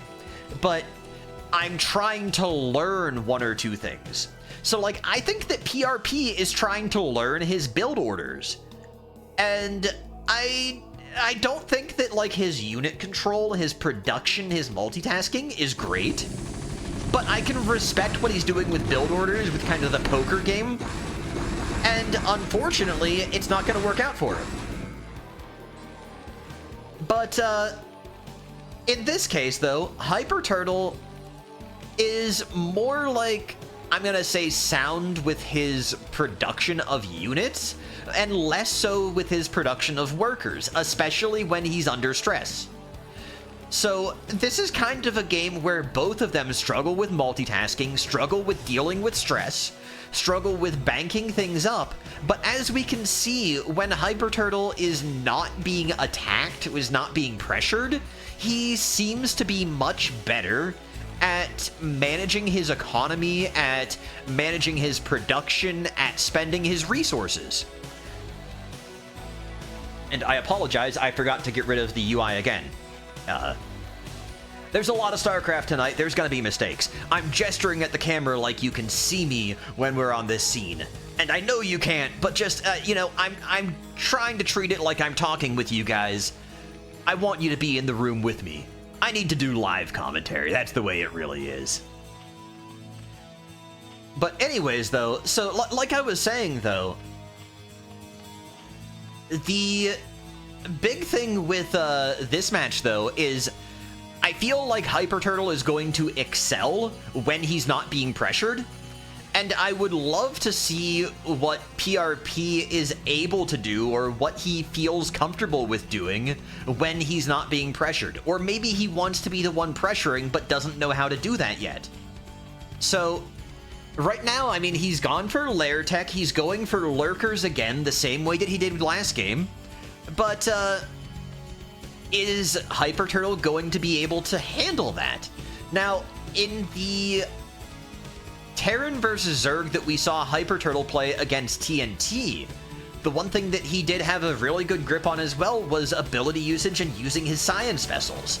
And that is one of the best ways of dealing with lurkers. So I feel like HyperTurtle is going to excel against this as long as he's aware of the incoming lurker tech. And it seems like he is. He's going for the starport. He's getting more barracks. Like, he's just deciding, okay, I'm going to play this pretty much by the book. I've got 4-2-1 production. And we're going to see a little bit of mech, probably tanks, a lot of marines, a little bit of medics, and then a little bit of air, most likely science vessels, and maybe wraiths like he did against Dag. That's who the other Zerg was.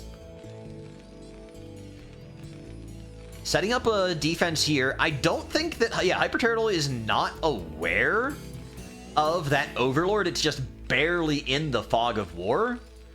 But, PrP is actually able to see this expansion. So a little bit of asymmetrical information here for PrP. I wonder if he's going to be able to do anything with it. Sending some drones out here across the map. PrP may be looking to get an extra expand or two. That's a lot of drones to make one expansion off of. I'd kind of like to see him double expand. It might really be his way back in the game on here.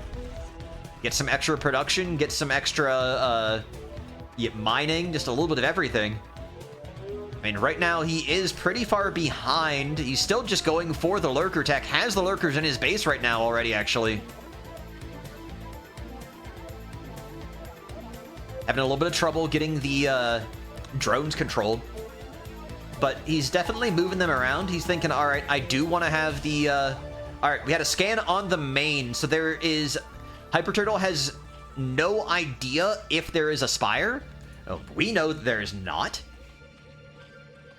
But, so he's probably going to be looking for another scan on the natural, and those lurkers move away. So if HyperTurtle scans the natural, then he's not going to have any idea that it's actually lurkers. He could be, like, completely bamboozled into thinking it's something else.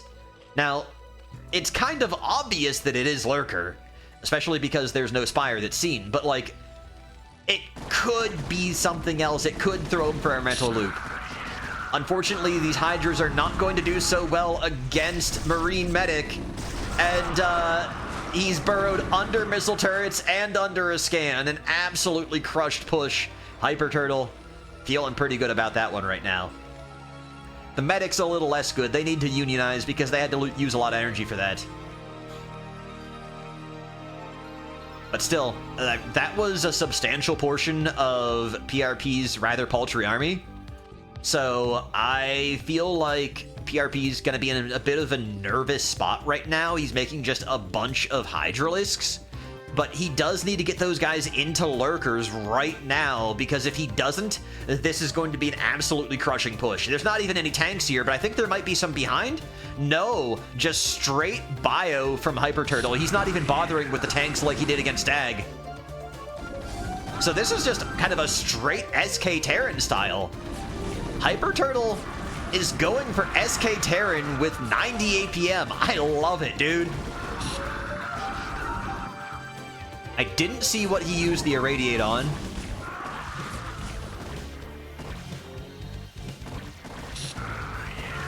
Lurkers coming up. They're actually going to get a huge burrow here. This is going to be so much damage. Pulling them back, though, trying to save them, get them away from the Science Vessel. Pretty good defend overall from PrP. I was not thinking that it was going to be that, like, I thought he was just going to get toasted and hosed right there. Now, he's still not looking good. He's contained in, but he does have a third base. HyperTurtle's not aware of that third. But he's going for nothing but Zerglings right now. So this is just kind of the panic mode that a lot of Zerg players do, is I don't know what to do, make Zerglings. In this case, it's actually going to work because that Firebat's not in the fray, and because you've got the support from the Lurkers.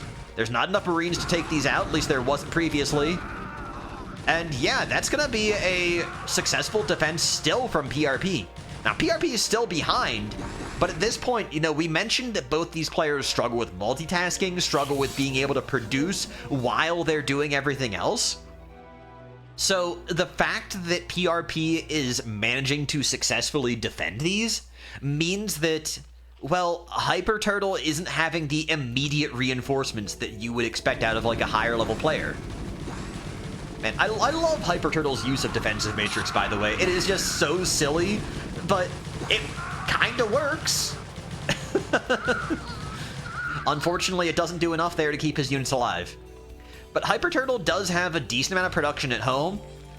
He's, running off of 4 barracks instead of 6. 6 would typically be the way that SK Terran works. But he is getting these tanks now. He is getting siege mode. Nice little counterattack, though, from PrP. Just a couple of Lings, but Lings can do a lot of damage. Not really controlling them to go after the SCVs, but it's still going to be enough. Like, this is going to absolutely ream the population here at this expansion.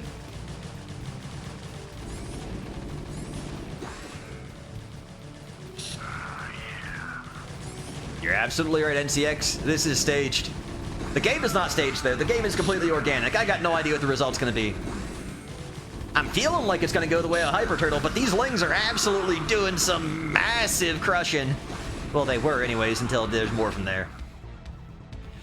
All the world's a stage, and all the men and women merely players. They have their exits and their entrances, and one man in his time serves many parts. I used to have the entire speech memorized, but that was a long time ago. I'm not in college anymore. And speaking of which, we're gonna have to do some learning on these players. We have to teach them how to macro. They gotta learn to multitask. They gotta make some more production out here, baby. I wanna see some units. I wanna see supply. I wanna see some triple digits out of CPL PrPSc right now. PrP, my man, I need you to start producing out of this third base. I need you to get some more bases. I need you to run all around, like, just make hatcheries everywhere, baby. I want to see you go crazy. I want to see you just lose it. I want to see you get some Hydralisks or some Scourge to knock these science vessels out of the air. I want to see you choose something but Zerglings. Now, they might work here, but I don't think so. There's a bunker. There's a lot of Marines. There's a tank. So yeah, the single-file Zerglings are just going to be marching to their doom. The Ants go marching one by one. I feel like that's, there's the old Terran cinematic from way back in the day of the Marine going, "I love you, Sarge." If there was a little more reinforcements, we could have had that instead. But unfortunately, that's not what we're going to get here. We're just going to get absolute devastation.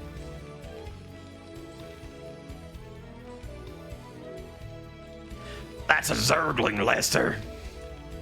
I got no southern accent anymore. Especially not the, like, harsh smoker's southern accent. That's a tough one to do. Alright, one more big push from HyperTurtle. There's only 17 supply in military right now for PrPSc, but he is going for the Ultra. The problem is, the Ultra Den is going to be way late as long as HyperTurtle decides he wants to move. Zergling's running right on by. Are they going to actually find that extra base? Tell me these... It's completely inconsequential if they do. But HyperTurtle, my man, I want to see you move. I want to see you dance right now. You know that those Lings went out there. You've got the science vessel overhead. Just go ahead and irradiate the lurker. Brother, you know what's there. You know what's there is nothing. Now, what I want you to do is make them feet get happy. Go ahead, get the sheriff to start shooting your Marines' feet if you need to. Get them dancing, get them moving, get the treads rolling on the tanks. End this game already, brother.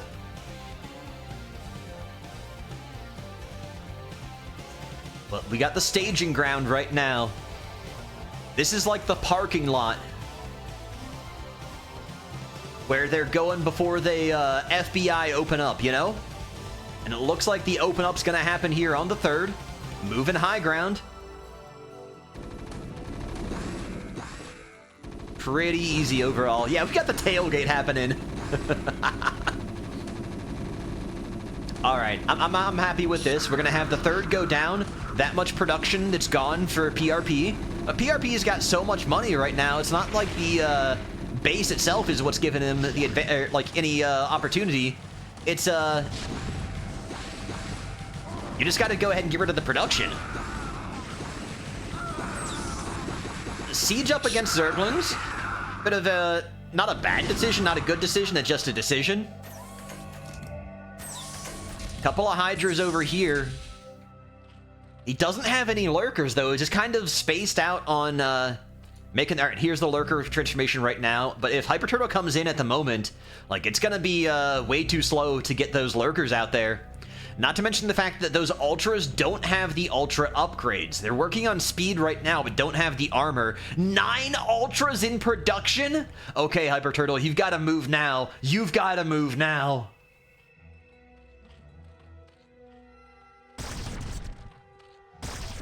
The Lurker starting its assault on the tank. A little bit of questionable movement control, but that's always going to be the case.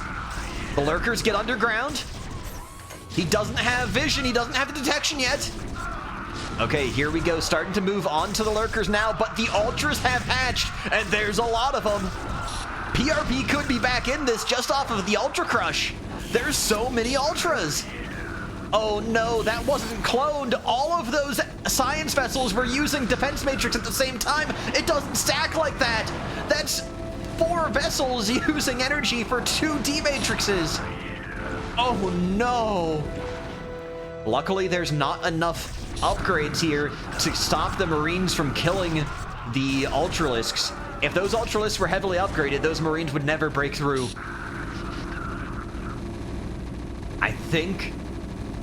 I think we're gonna finally get HyperTurtle breaking through.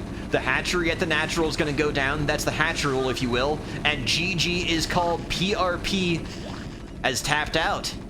We have a potential prince, everybody. HyperTurtle 1-1 at the moment, I believe. I have to check the scoreboard one more time. But maybe we'll go ahead and just follow HyperTurtle's adventures in this group until something else happens. We're gonna play King of the Hill. So, HyperTurtle versus PrPSc. It's gonna go the way of HyperTurtle.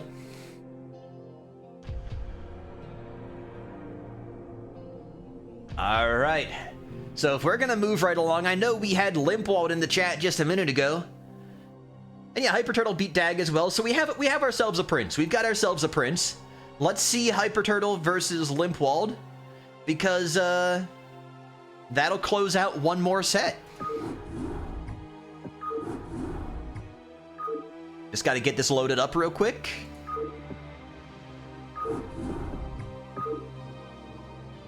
Building it all together. I hope you all are having a great night, though, honestly.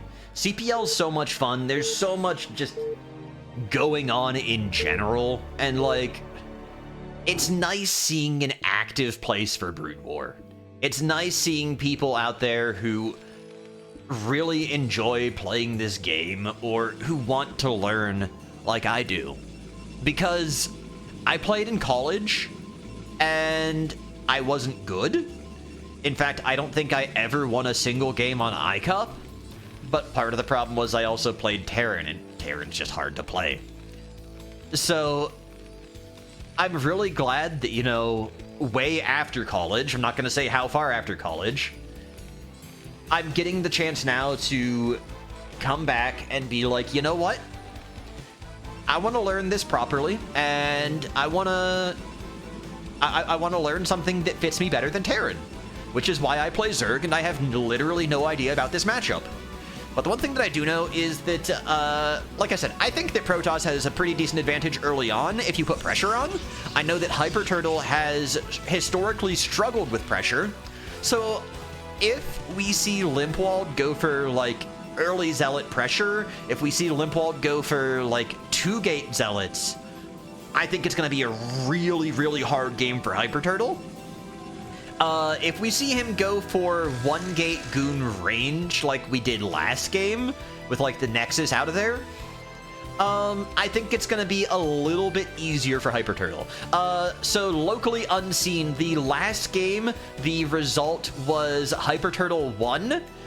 He had a big bust on the natural of PrP. PrP had a bunch of Ultralisks out there, but didn't have enough upgrades by the time they came out, so HyperTurtle's Marines and tanks were able to just go ahead and crush. But we did get to see a severe overcast of Defense Matrix.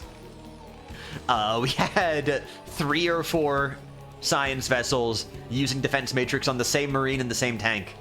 So, Brood War engine shenanigans. Gotta love it. Alright, so once again, Limpwald is going for 1-gate Cyber. It's going to be 1-gate Cyber range, most likely, unless we see something really cheeky. I remember Limpwald last time went for the, shuttle, or went for the Observer into Reaver also. So I think we're going to see the same thing out of him this game. A lot of times players will, like, learn one build per matchup, and they'll just do that religiously, which really does work, especially in a ladder context. But one of the things is I feel like it's just not going to be quite as successful as it could have been if he was a little bit cheesier, a little more aggressive. Just because, again, what we know about the way that HyperTurtle plays, what we know about the way that Limpwald plays. Now, last time, Limpwald did go for the 1 Zealot to defend against TNT. This time, he's just going straight for the Dragoon, so that also means that there's that much less pressure that he can put on. But I also am like, if you get those 2 Dragoons out there, if you get them on time, maybe we'll see, maybe you'll be able to put some pressure on there, like stop the natural from going up, because this is going to be a factory expand from HyperTurtle.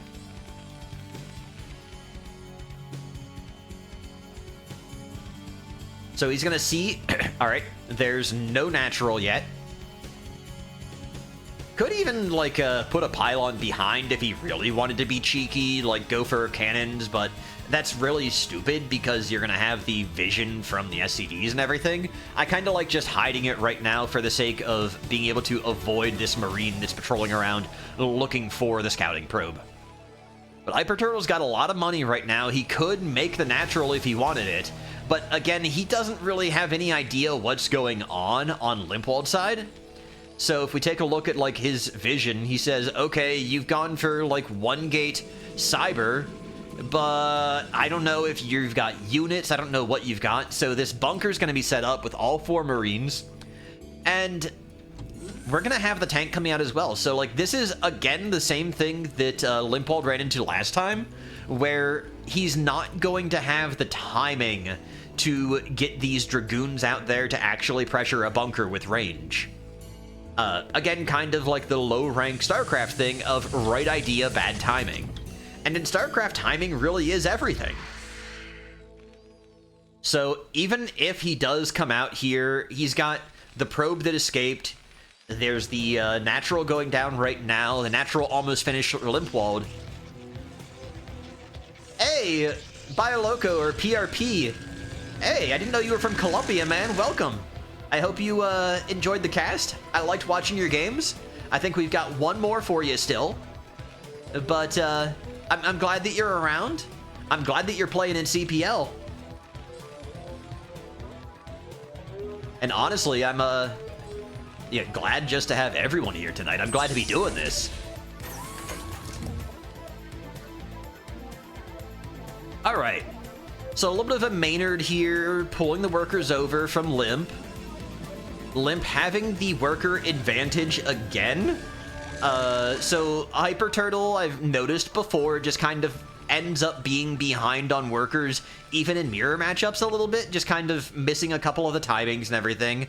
Again, like, the multitasking is a thing that's just really hard to do. Like, that's why these games are hard. But Limpwald is playing super, super passive right now. Like, he doesn't have the... He's getting the Observer out right now. This is going to be the first time that he has any idea what's going on in this base since he pulled the probe out.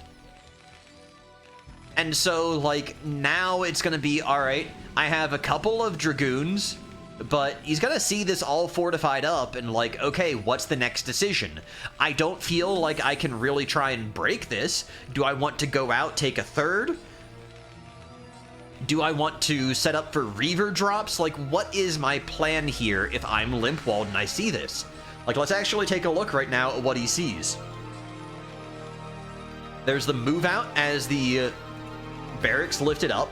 He's actually gonna go ahead and take the Dragoons out and try and push in.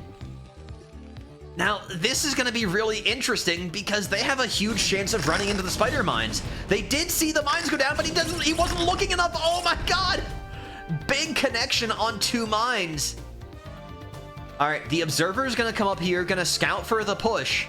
This is really important. This is really important. I don't know if the Observer's gonna come far north enough. No. This mine right here, this mine. If they just dance a little bit further to the left, that mine's gonna get a huge connection. There it is.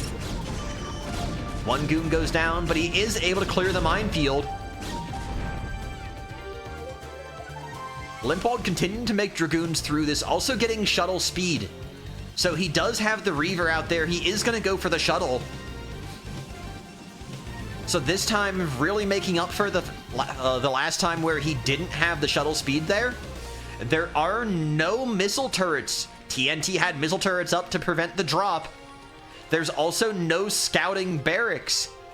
The barracks has been set down on the ground from HyperTurtle as a way of kind of trying to bust up the attack and eat shots if Limp was to push forward. So without that, oh my god, HyperTurtle's actually making missile turrets like dead on time. Did he get a scan? Is that what happened?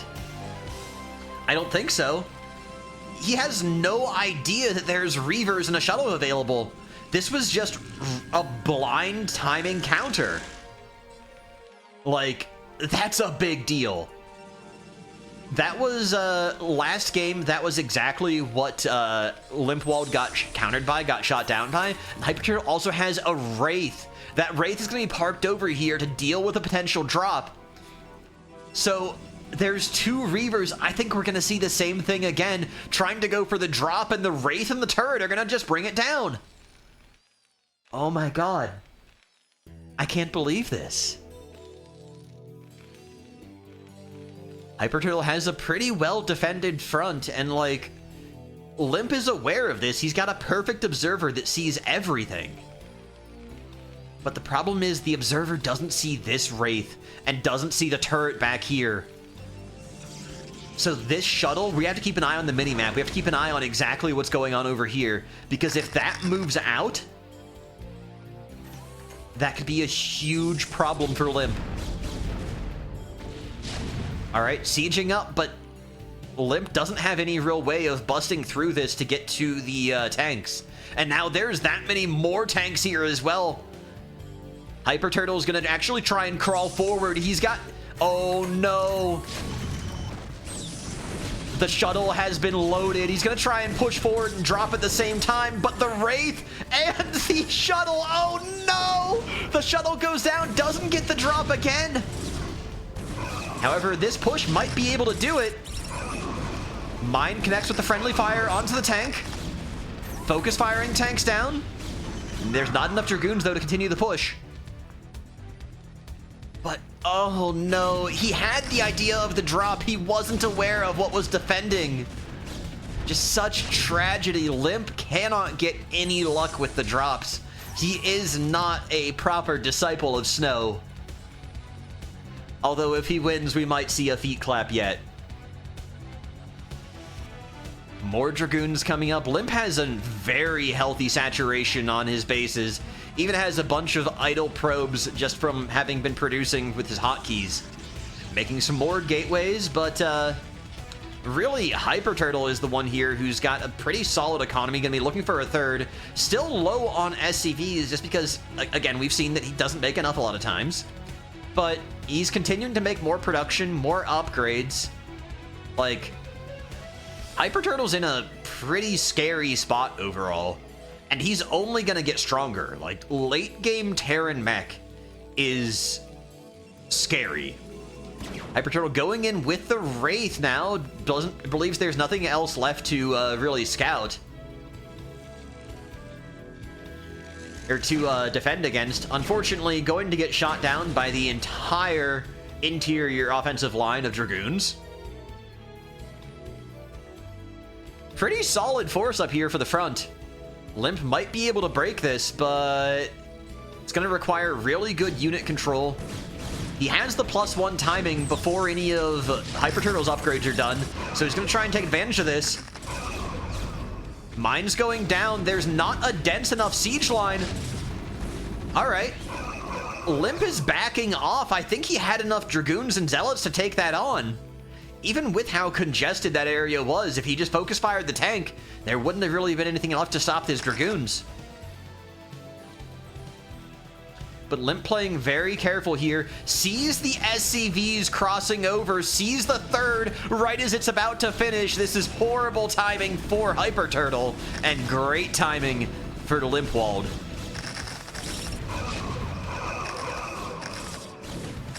Alright. Zealots managed to get one of the tanks. Vultures are doing a lot of work here, though, but the third is down. Big win there for Limp. This game is neck and neck.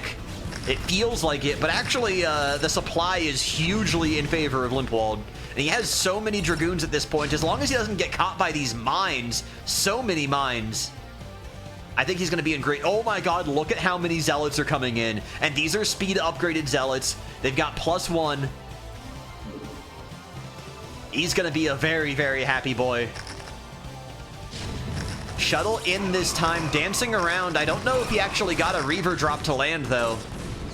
Doesn't look like it based on the SCV count that... oh, no, that wasn't a Reaver drop. That was a Zealot drop.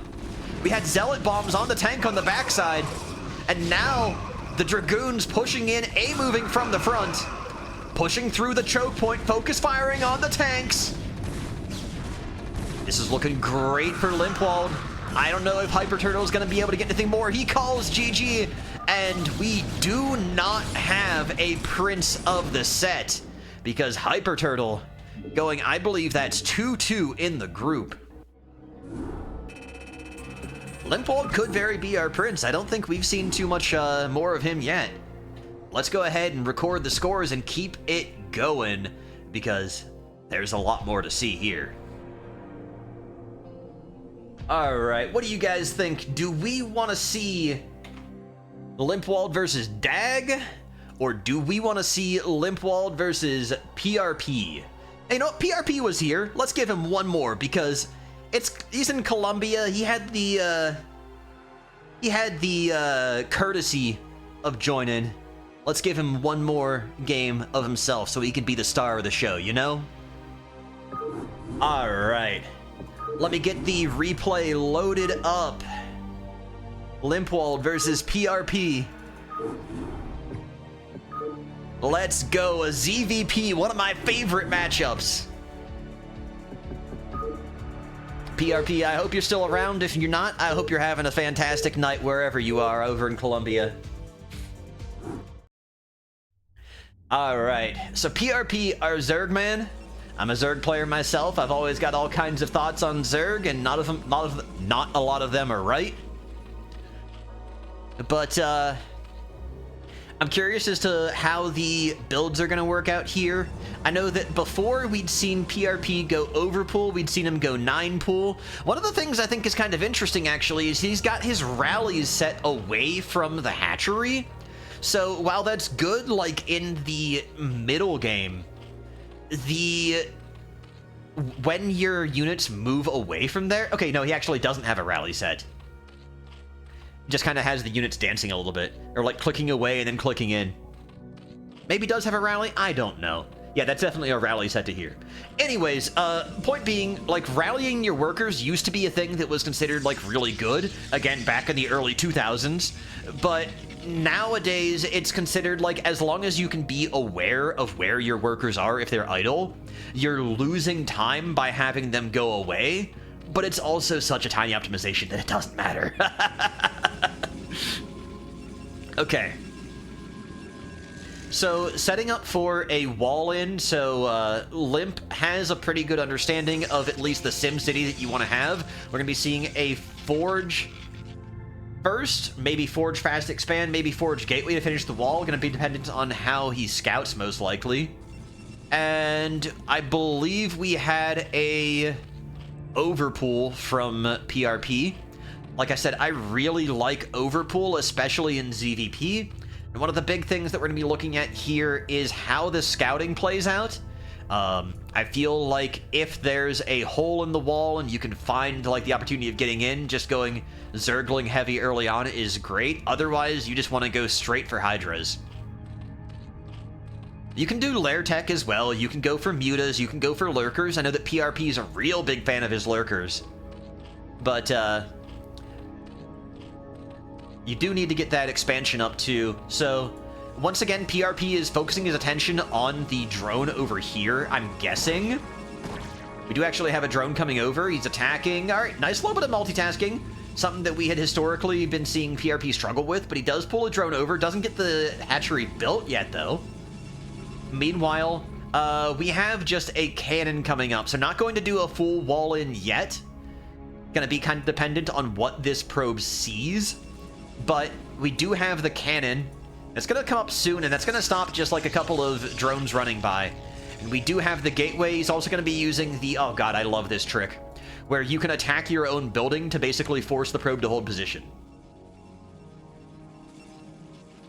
So that means that probe's not going to be able to be dislodged. There's 6 lings coming out here, so this is a very aggressive overpull, using all 3 larvae for zerglings instead of using 2.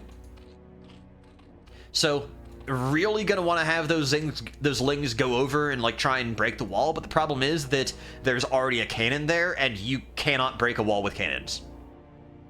At least not unless you have a lot of lings. So right now, like, I think that PrP is just a little bit behind just based on the virtue of, like, build order, based on the virtue of, like, how he's choosing to allocate his, larva. But that's okay. Like, there's still plenty of game to be played. The problem is that, well, these larvae have just been allocated now, and he's just finally starting to drone up. So he got about 10 zerglings, same as before, and, a couple of drones. But yeah, Zerg early game is just a really delicate balance overall. Like, it's really easy to make too many units, to make not enough units, to make too many overlords, to make not enough overlords, and you never feel like you have the right resources, because you need so much gas for your tech, you need so much minerals just to expand all over the map, you need so many larvae to make anything. And this is a pretty late gas here from PrP. So really, like, if I'm in this situation, what I really want to do is I'm just like, dude, I want 2 bases right now, or like 2 more hatcheries at least. I've got a ton of money. I'm late on making my gas, so like, I just want to make more larvae. I want to make more money. Like, that's my thought right now, is just throw down some hatcheries and power drone. Like, you've even got a drone back in here, so you can see so much of what's going on. You can park your zerglings out front, like over here. And this PrPSc player, like, you're gonna know everything that he's doing until you lose your drone. But here comes the Stargate. That's gonna be Corsairs, and that's a really, like, powerful option for PrPSc at this stage of the game.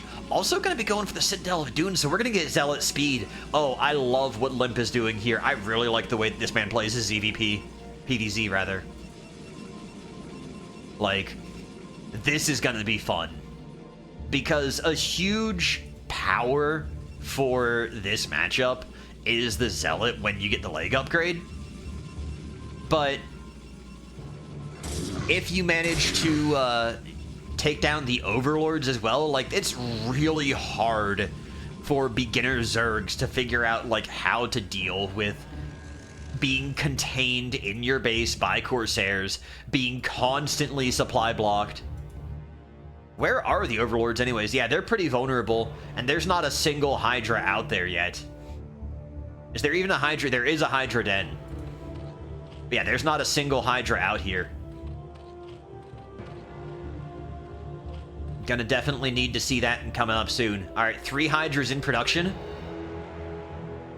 Man, I don't know what you guys have against ZVP. This is my favorite matchup. It is so dynamic. There's just so much stuff that goes in.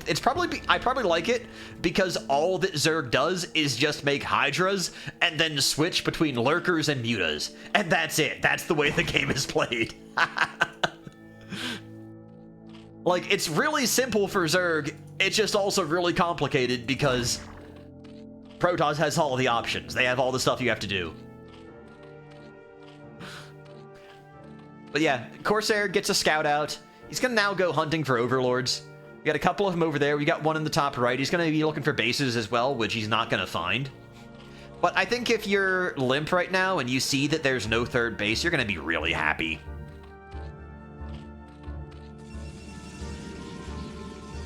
I'm with you, Pluto. Like, anything Zerg is really fun to watch. Alright, pretty decent setup of Zealots here. We've also got Dragoon range, Zealot legs, and ground weapons for Protoss coming up here very soon. He's going to be looking to move in, I think, on the Zealot legs timing. It's finished up now, so 6 speed Zealots. That's right, Stan. Zerg versus Zerg is an abomination. Setting up on the 3rd. I don't think that 6 Zealots can break in here, not with 2 sunken colonies, and oh god, I'm so sorry, I left the replay UI up. But I don't think that 6 Zealots can break in here with this many Zerglings and with 2 Sunkens. So I don't think that that's going to be a successful push. But if he were to just make a little bit more, like say, out of all of these gateways, which he's doing, I think after those 2 production cycles go through, he might be able to just bust through here. Alright, it looks like he found at least one of the Overlords. PrP is now overmaking Overlords because that's kind of what you have to do in when the Corsairs are out. You need to defend your Overlords with your Hydras, which he's also doing a good job of. And you need to keep your Overlords, like, contained close to your base. Hydras are going to actually bring down both Corsairs. The Corsairs were not super well microed. One actually escapes on 1 shot. That's very nice. But this is a big group of Zealots now, and there's going to be more coming up. I think once you get a little bit over a control group, you should be able to... Oh my god, the Hydras are coming out! These Zealots are going to absolutely massacre! Okay, they were on move command there for a second and got confused, but now... just absolutely cutting through the Hydras. They've got +1 weapons as well, so they're going to 2-shot these Zerglings. That's absolutely devastating, and he's just going to continue sitting out here on the contain. He's not ready to go in yet. Okay, I lied. Maybe? This is really confusing. Bunch of Hydras out here. That's 9 Hydras. But even then, Hydras really struggle against Zealots until you get enough of them to really make that fight happen. And you got to micro pretty cleanly. Speed Zealots especially, like... Speed Zealots are nasty. Once they get Speed Zealots, you need to have your Lurkers up. And right now, I don't see any Lurkers. I haven't seen PrP actually go for Lurker tech, which we've seen him like to go before. So I wonder if it's just an oversight and he forgot to grab it because there's just so much going on right now. He's also down on 17. We are almost tripled up on worker count. Limp has 48 workers. And PrP has 17. This is so ridiculously ahead in economy. Like, Limp, as long as he spends his resources, can do whatever he wants to at this point, I think. And he's just continuing to keep the contain. He's got 8 gateways, 9 gateways of production, and the Stargate. He's not even bothering to make Corsairs anymore. This is just gonna be Zealot Man. Like... You've heard the jokes about Gateway Man before. This is the true one and only Gateway Man. He's even using the photon cannon to take out the eggs. Dude, I love this. I love StarCraft so much. My wife for hire indeed, General Stan. Nah. And every time PrP tries to move out, he's just not gonna get any headway because there's so many units here. And, like, unless you get those Lurkers, which he's working on the Lurker tech right now, he's working on the Queen's Nest. Sorry about the camera work there, guys. But unless you get those Lurkers out, like, you're never going to be able to make it onto the map. And even with the Lurkers, it's going to be hard. That wounded Corsair has full shields and is coming back out now to deal with the Overlord. However, there are enough Hydras to fight that back, but oh my god, here comes the crush. That's like 3 control groups worth of Protoss units just bum rushing right on in. Yeah, these Zealots are absolutely crushing the Hydras. They're going to bring down the Sunkens. A couple of Dragoons here as well. These Hydras have absolutely no chance. even with the choke point at the gateway, these Dragoons are going to be able to finish the mission, I think. Down to 10 workers for PrP. It's looking really bad. This is basically his last-ditch production. He's less than 100 minerals floating and barely any people mining. Pushing on to General Stan. Yes, CPL does have divisions, but right now we're in preseason. So we're still trying to figure out, like, how strong everyone is. There's, like, probably a good 200 players in CPL this season. So there's a lot of people and a lot of sorting out to do to try and figure out, like, how strong are people. So sometimes you're going to have mismatches during the preseason. I think that's what this is. Yeah. Like, this is literally week 1 of the preseason. So that's going to be Limp taking the game here. But I think that it's very likely that we end up with Limp in, like, Tier 2. And we end up with PrP in, like, Tier 3. Where I got placed, I'm in a place where I'm in a group where I have a lot of first-time players. So I feel like I haven't lost a game yet in my series. I have one more to play tomorrow. But basically, I think there's going to be a lot of people in Tier 3 in my group. And I might be Tier 2, I might be Tier 3, I don't know. I don't know how strong the tiers are because this is my first season. But overall, like, yeah, there's going to be disparities early on because we're in the preseason. We're still figuring out how strong people are. But anyways, so PrP definitely having a rough time in this group, but maybe going to have a little bit better luck in next group. Limpwald, though, pretty happy overall. He takes out PrP, and taking a look at how he's been doing, if he takes out Dag, he will actually be the prince of our division here. We've already got TNT as the undefeated king, but let's see Limpwald versus Dag close this one out. That's the last one of the night.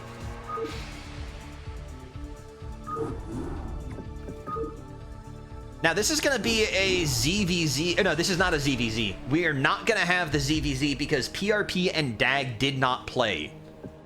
So, one more PVZ for the road. And Dag was a little bit better. I kind of liked his play. I'm curious to see how he handles PVZ.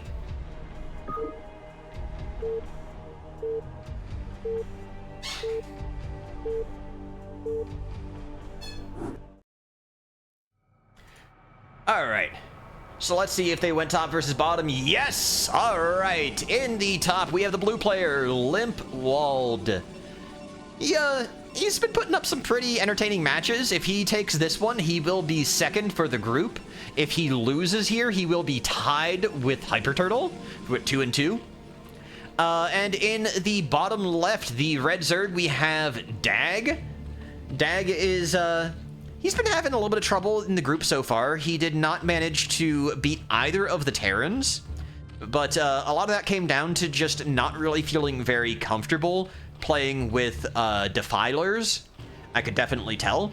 So I'm curious as to how he'll do against a Protoss, and if the slightly more straightforward style of ZVP favors him more than ZVT. Alright, so Limpwald just gonna go ahead and... such a minor thing, but it really confuses me taking the probe and having it mined from the natural. Like, it really confuses me. Alright, so Overlord first. We're not getting a 9 pull out of Dag. Might be Overpool. Definitely Overpool. Okay. Wasn't sure if we were going to have a hatch first or a late pull, or if we were going to get Overpool. But yeah, Overpool against Protoss, probably my favorite build. It's just so safe, so standard. And really, it's a very, very balanced build. It's hard to beat Overpool. It's hard to get a build order win because you Overpool. Like, you're just going to have a game when you Overpool. That's what it is. You're guaranteed to have a game. As long as you do everything else right. That's the important thing. Like, we could see Limp go up here and drop cannons at the natural when Dag goes ahead and tries to expand, because he's going to send a drone out right now. He's a little bit early, but should have that drone coming in and should have the expansion coming up right about now. Perfect.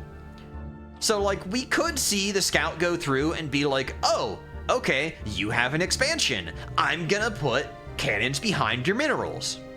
We could see that. I don't think we're going to. Limp doesn't seem like that kind of cheesy player. I think he's just gonna try and defend instead. But it's definitely a possibility.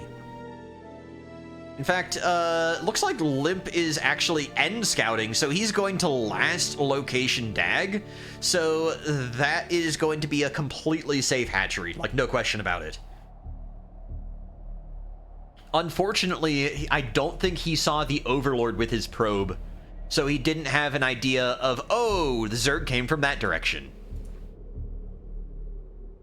So yeah, last location here, and Dag's gonna find Limp. Also kinda last location, because the Overlord does one of your scouts for you, and spots the cannon there with the gateway, so recognizing, alright, this is gonna be pretty hard to siege. With that in mind, this overpool is completely 2 Zerglings, so the greediest safe variation of overpool. Usually when you do this, you want to take your Zerglings and move them across to the enemy side, just to check and see, like, is he going to move out with Zealots?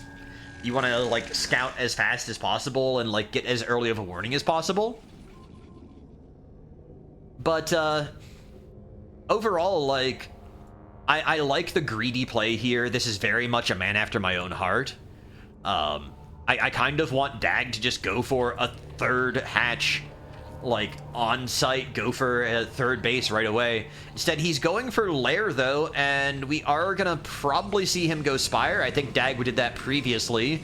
Meanwhile, the Cyber Core coming up for Limp. Playing very defensive overall early on, but this is the way that Limp played his PvZ before. And went very heavy on the Zealots. Also went for the Corsairs early on. So if we're gonna see a Spire come up here for Dag instead of the Hydra Den, then that's gonna be really interesting, because it's gonna be Mutas and Scourge versus the Corsairs from Dag. That and the fact that you're also gonna be dealing with Lings versus Zealots instead of having Hydras there. So, like, this is gonna be a completely different style of PvZ than we saw previously. One Zealot out on the map, another probe as well. He might just try and drop in, like, yeah, cannon. Yeah, oh, Protoss definitely saw this. Definitely saw the base. He had a probe here the entire time running around and getting chased by the Zergling. But Dag is going to need to make a couple of units. He's got Zerglings coming out. 6 Zerglings will be enough to keep the hatchery alive. And more importantly, like, there's not heavy production going on back at Limp's side of the map.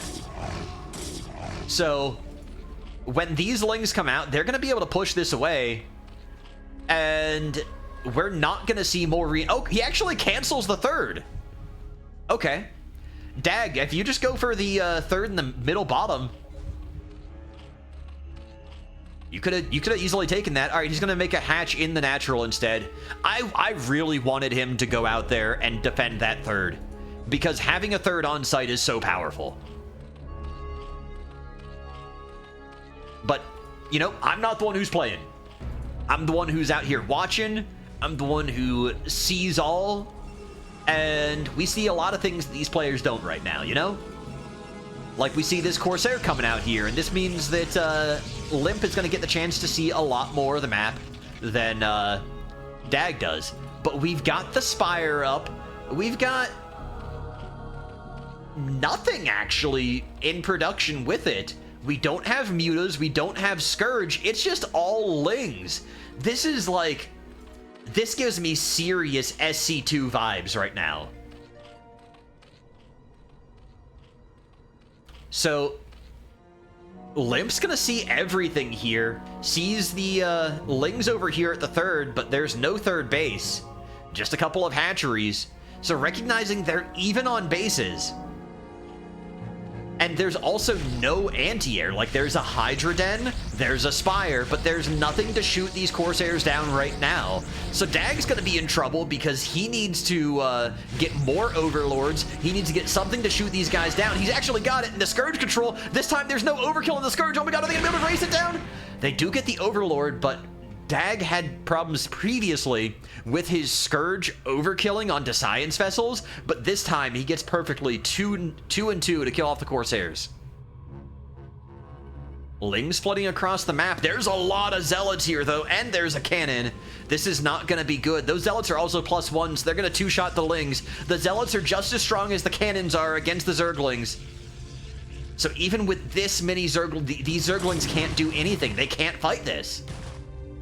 Like, they pulled one Zealot out of position. That's great. That's fantastic. But these Zerglings can't break through. They might be able to fight this.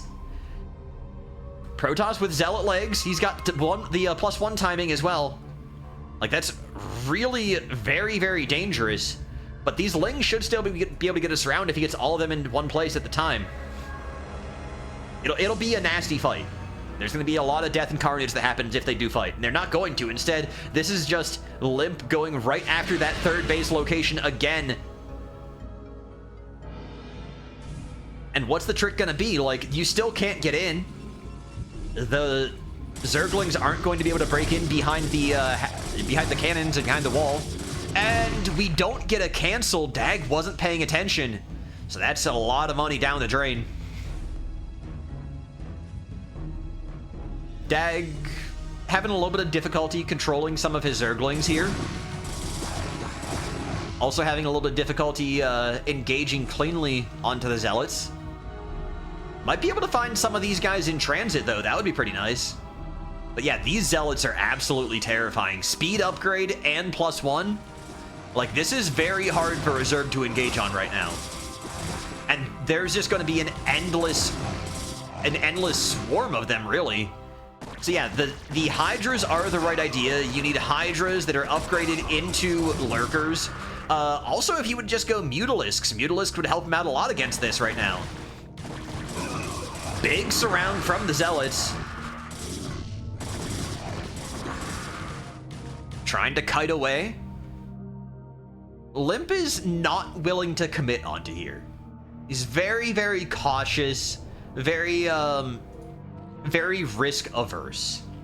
I think he could have definitely gotten a lot more value out of the push here, out of the trades. But he's really afraid. Like, he's like, okay, I don't know how strong my units are. I don't know how strong your units are. I don't know if you have more stuff coming in. Even with just these Zerglings, like, he's like, I don't want to go in there. If I go in, I might die. If I go in, I might die. But he's willing to crush onto the Hydras, just not go into the choke point. Oh my god, there's so many Hydras here for Dag. Like, he's only got 16 workers. This is the standard Zerg problem. You never have enough workers. You build some buildings, you build some Sunkens, and you don't replace the drones. But oh my god, does he have some Hydras. Hold on, we got a building exit is blocked? Oh my god, the SimCity, this gateway can't produce. Oh no. That gateway can't produce. That's the reason why every Protoss always does the 5-block gateways, where they leave a little cut in. Alright. Pretty heavy trading here. Limp is going to come out slightly ahead. I think, anyways. Yeah, he's gonna come out slightly ahead. If nothing else, just because he's closer to his reinforcements. And Dag, super low on supply, super low on economy, still hasn't gotten his third base up yet. Like, this is just looking really rough for the man. He doesn't even have a fully saturated natural. He barely has a fully saturated main. Like, this is crisis mode. He is so far behind. We have another game where it's tripled up in economy, literally 3 times the number of workers between the Protoss and the Zerg. You know, I was glazing Dag a little bit here because I think that he is like a slightly better player, but I don't think that his grasp of how to play ZVP is up to the standard that it needs to be to take on either of the Protoss players in this group. Or not either Protoss players, I'm sorry. Limp in this group, or either of the Terran players. So, like, I like the way that he plays the game. I think has a lot of potential, but I think he's probably going to be, like, high tier 3 right now, and very coachable into tier 2.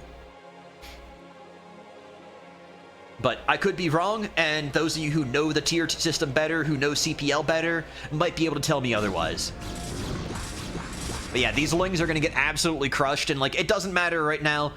Any of these tier 1 units that Zerg brings to bear are not going to put a dent into 130 Protoss supply. 70 army supply. There's no shot. There's nothing that 25 army supply of Zerg can do against this much Protoss. Like, there's a Starcraft proverb. There's a Starcraft saying. It's very, very simple. It's more stuff beats less stuff. And what we've got here for Limp is definitely a case of more stuff. Almost 100 supply differential, and we're gonna see it. The full force, the full weight and power of Limp brought to bear on Dag right now. The third base once again being crushed. And I've still left the UI on the entire time. I wasn't even looking at it. I'm not looking at that part of the screen at all. Mistakes were made, you know. But overall, this is just... yeah. Limp looking pretty strong. And I'm really looking forward to seeing where some of these players end up, how they go the rest of preseason. Because like you said, Stan, there's definitely massive skill disparities out here. Like, this is week 1 of preseason. A lot of these players are completely unsorted. Maybe they've had a couple of ladder games a couple of years ago. Maybe they haven't played ladder at all. Maybe they've been in F rank and been there for a while and they've been getting smurfed on. Maybe they haven't had a match against someone who feels like a peer the entire time. Like, there's a lot of maybes in StarCraft, in ranking, in skill, and the first couple weeks of preseason there are to figure that out. Dag with one more effort here to try and break out, to try and just do something to Limp, really, because, you know, it's no fun just giving up on the game. If you know, you know how bad of a situation you're in, but if you don't know, then you gotta fight, man. Like, there's a reason Fighting Spirit is a map. It's not called Losing Spirit, it's not called Giving Up. You gotta just fight it out. Fight until you can't fight no more. That's exactly what we got going on here from Dag, but this is definitely looking like GG. There's so much army here. It's been looking like GG for a while, but Dag's gonna tap out, and that's all we've got for tonight. So, thank you guys. I really appreciate y'all tuning in. I really appreciate the gigantic raid we had early in the stream. My lord, I've never seen that many people in my life. Yeah. And thank you, Limp. Thank you, Stan. Thank you, PrP. Yeah, like I said, I think that Dag in particular, I think that, like, if my understanding of the tiers is right, I would put them, just based on those games I've saw today,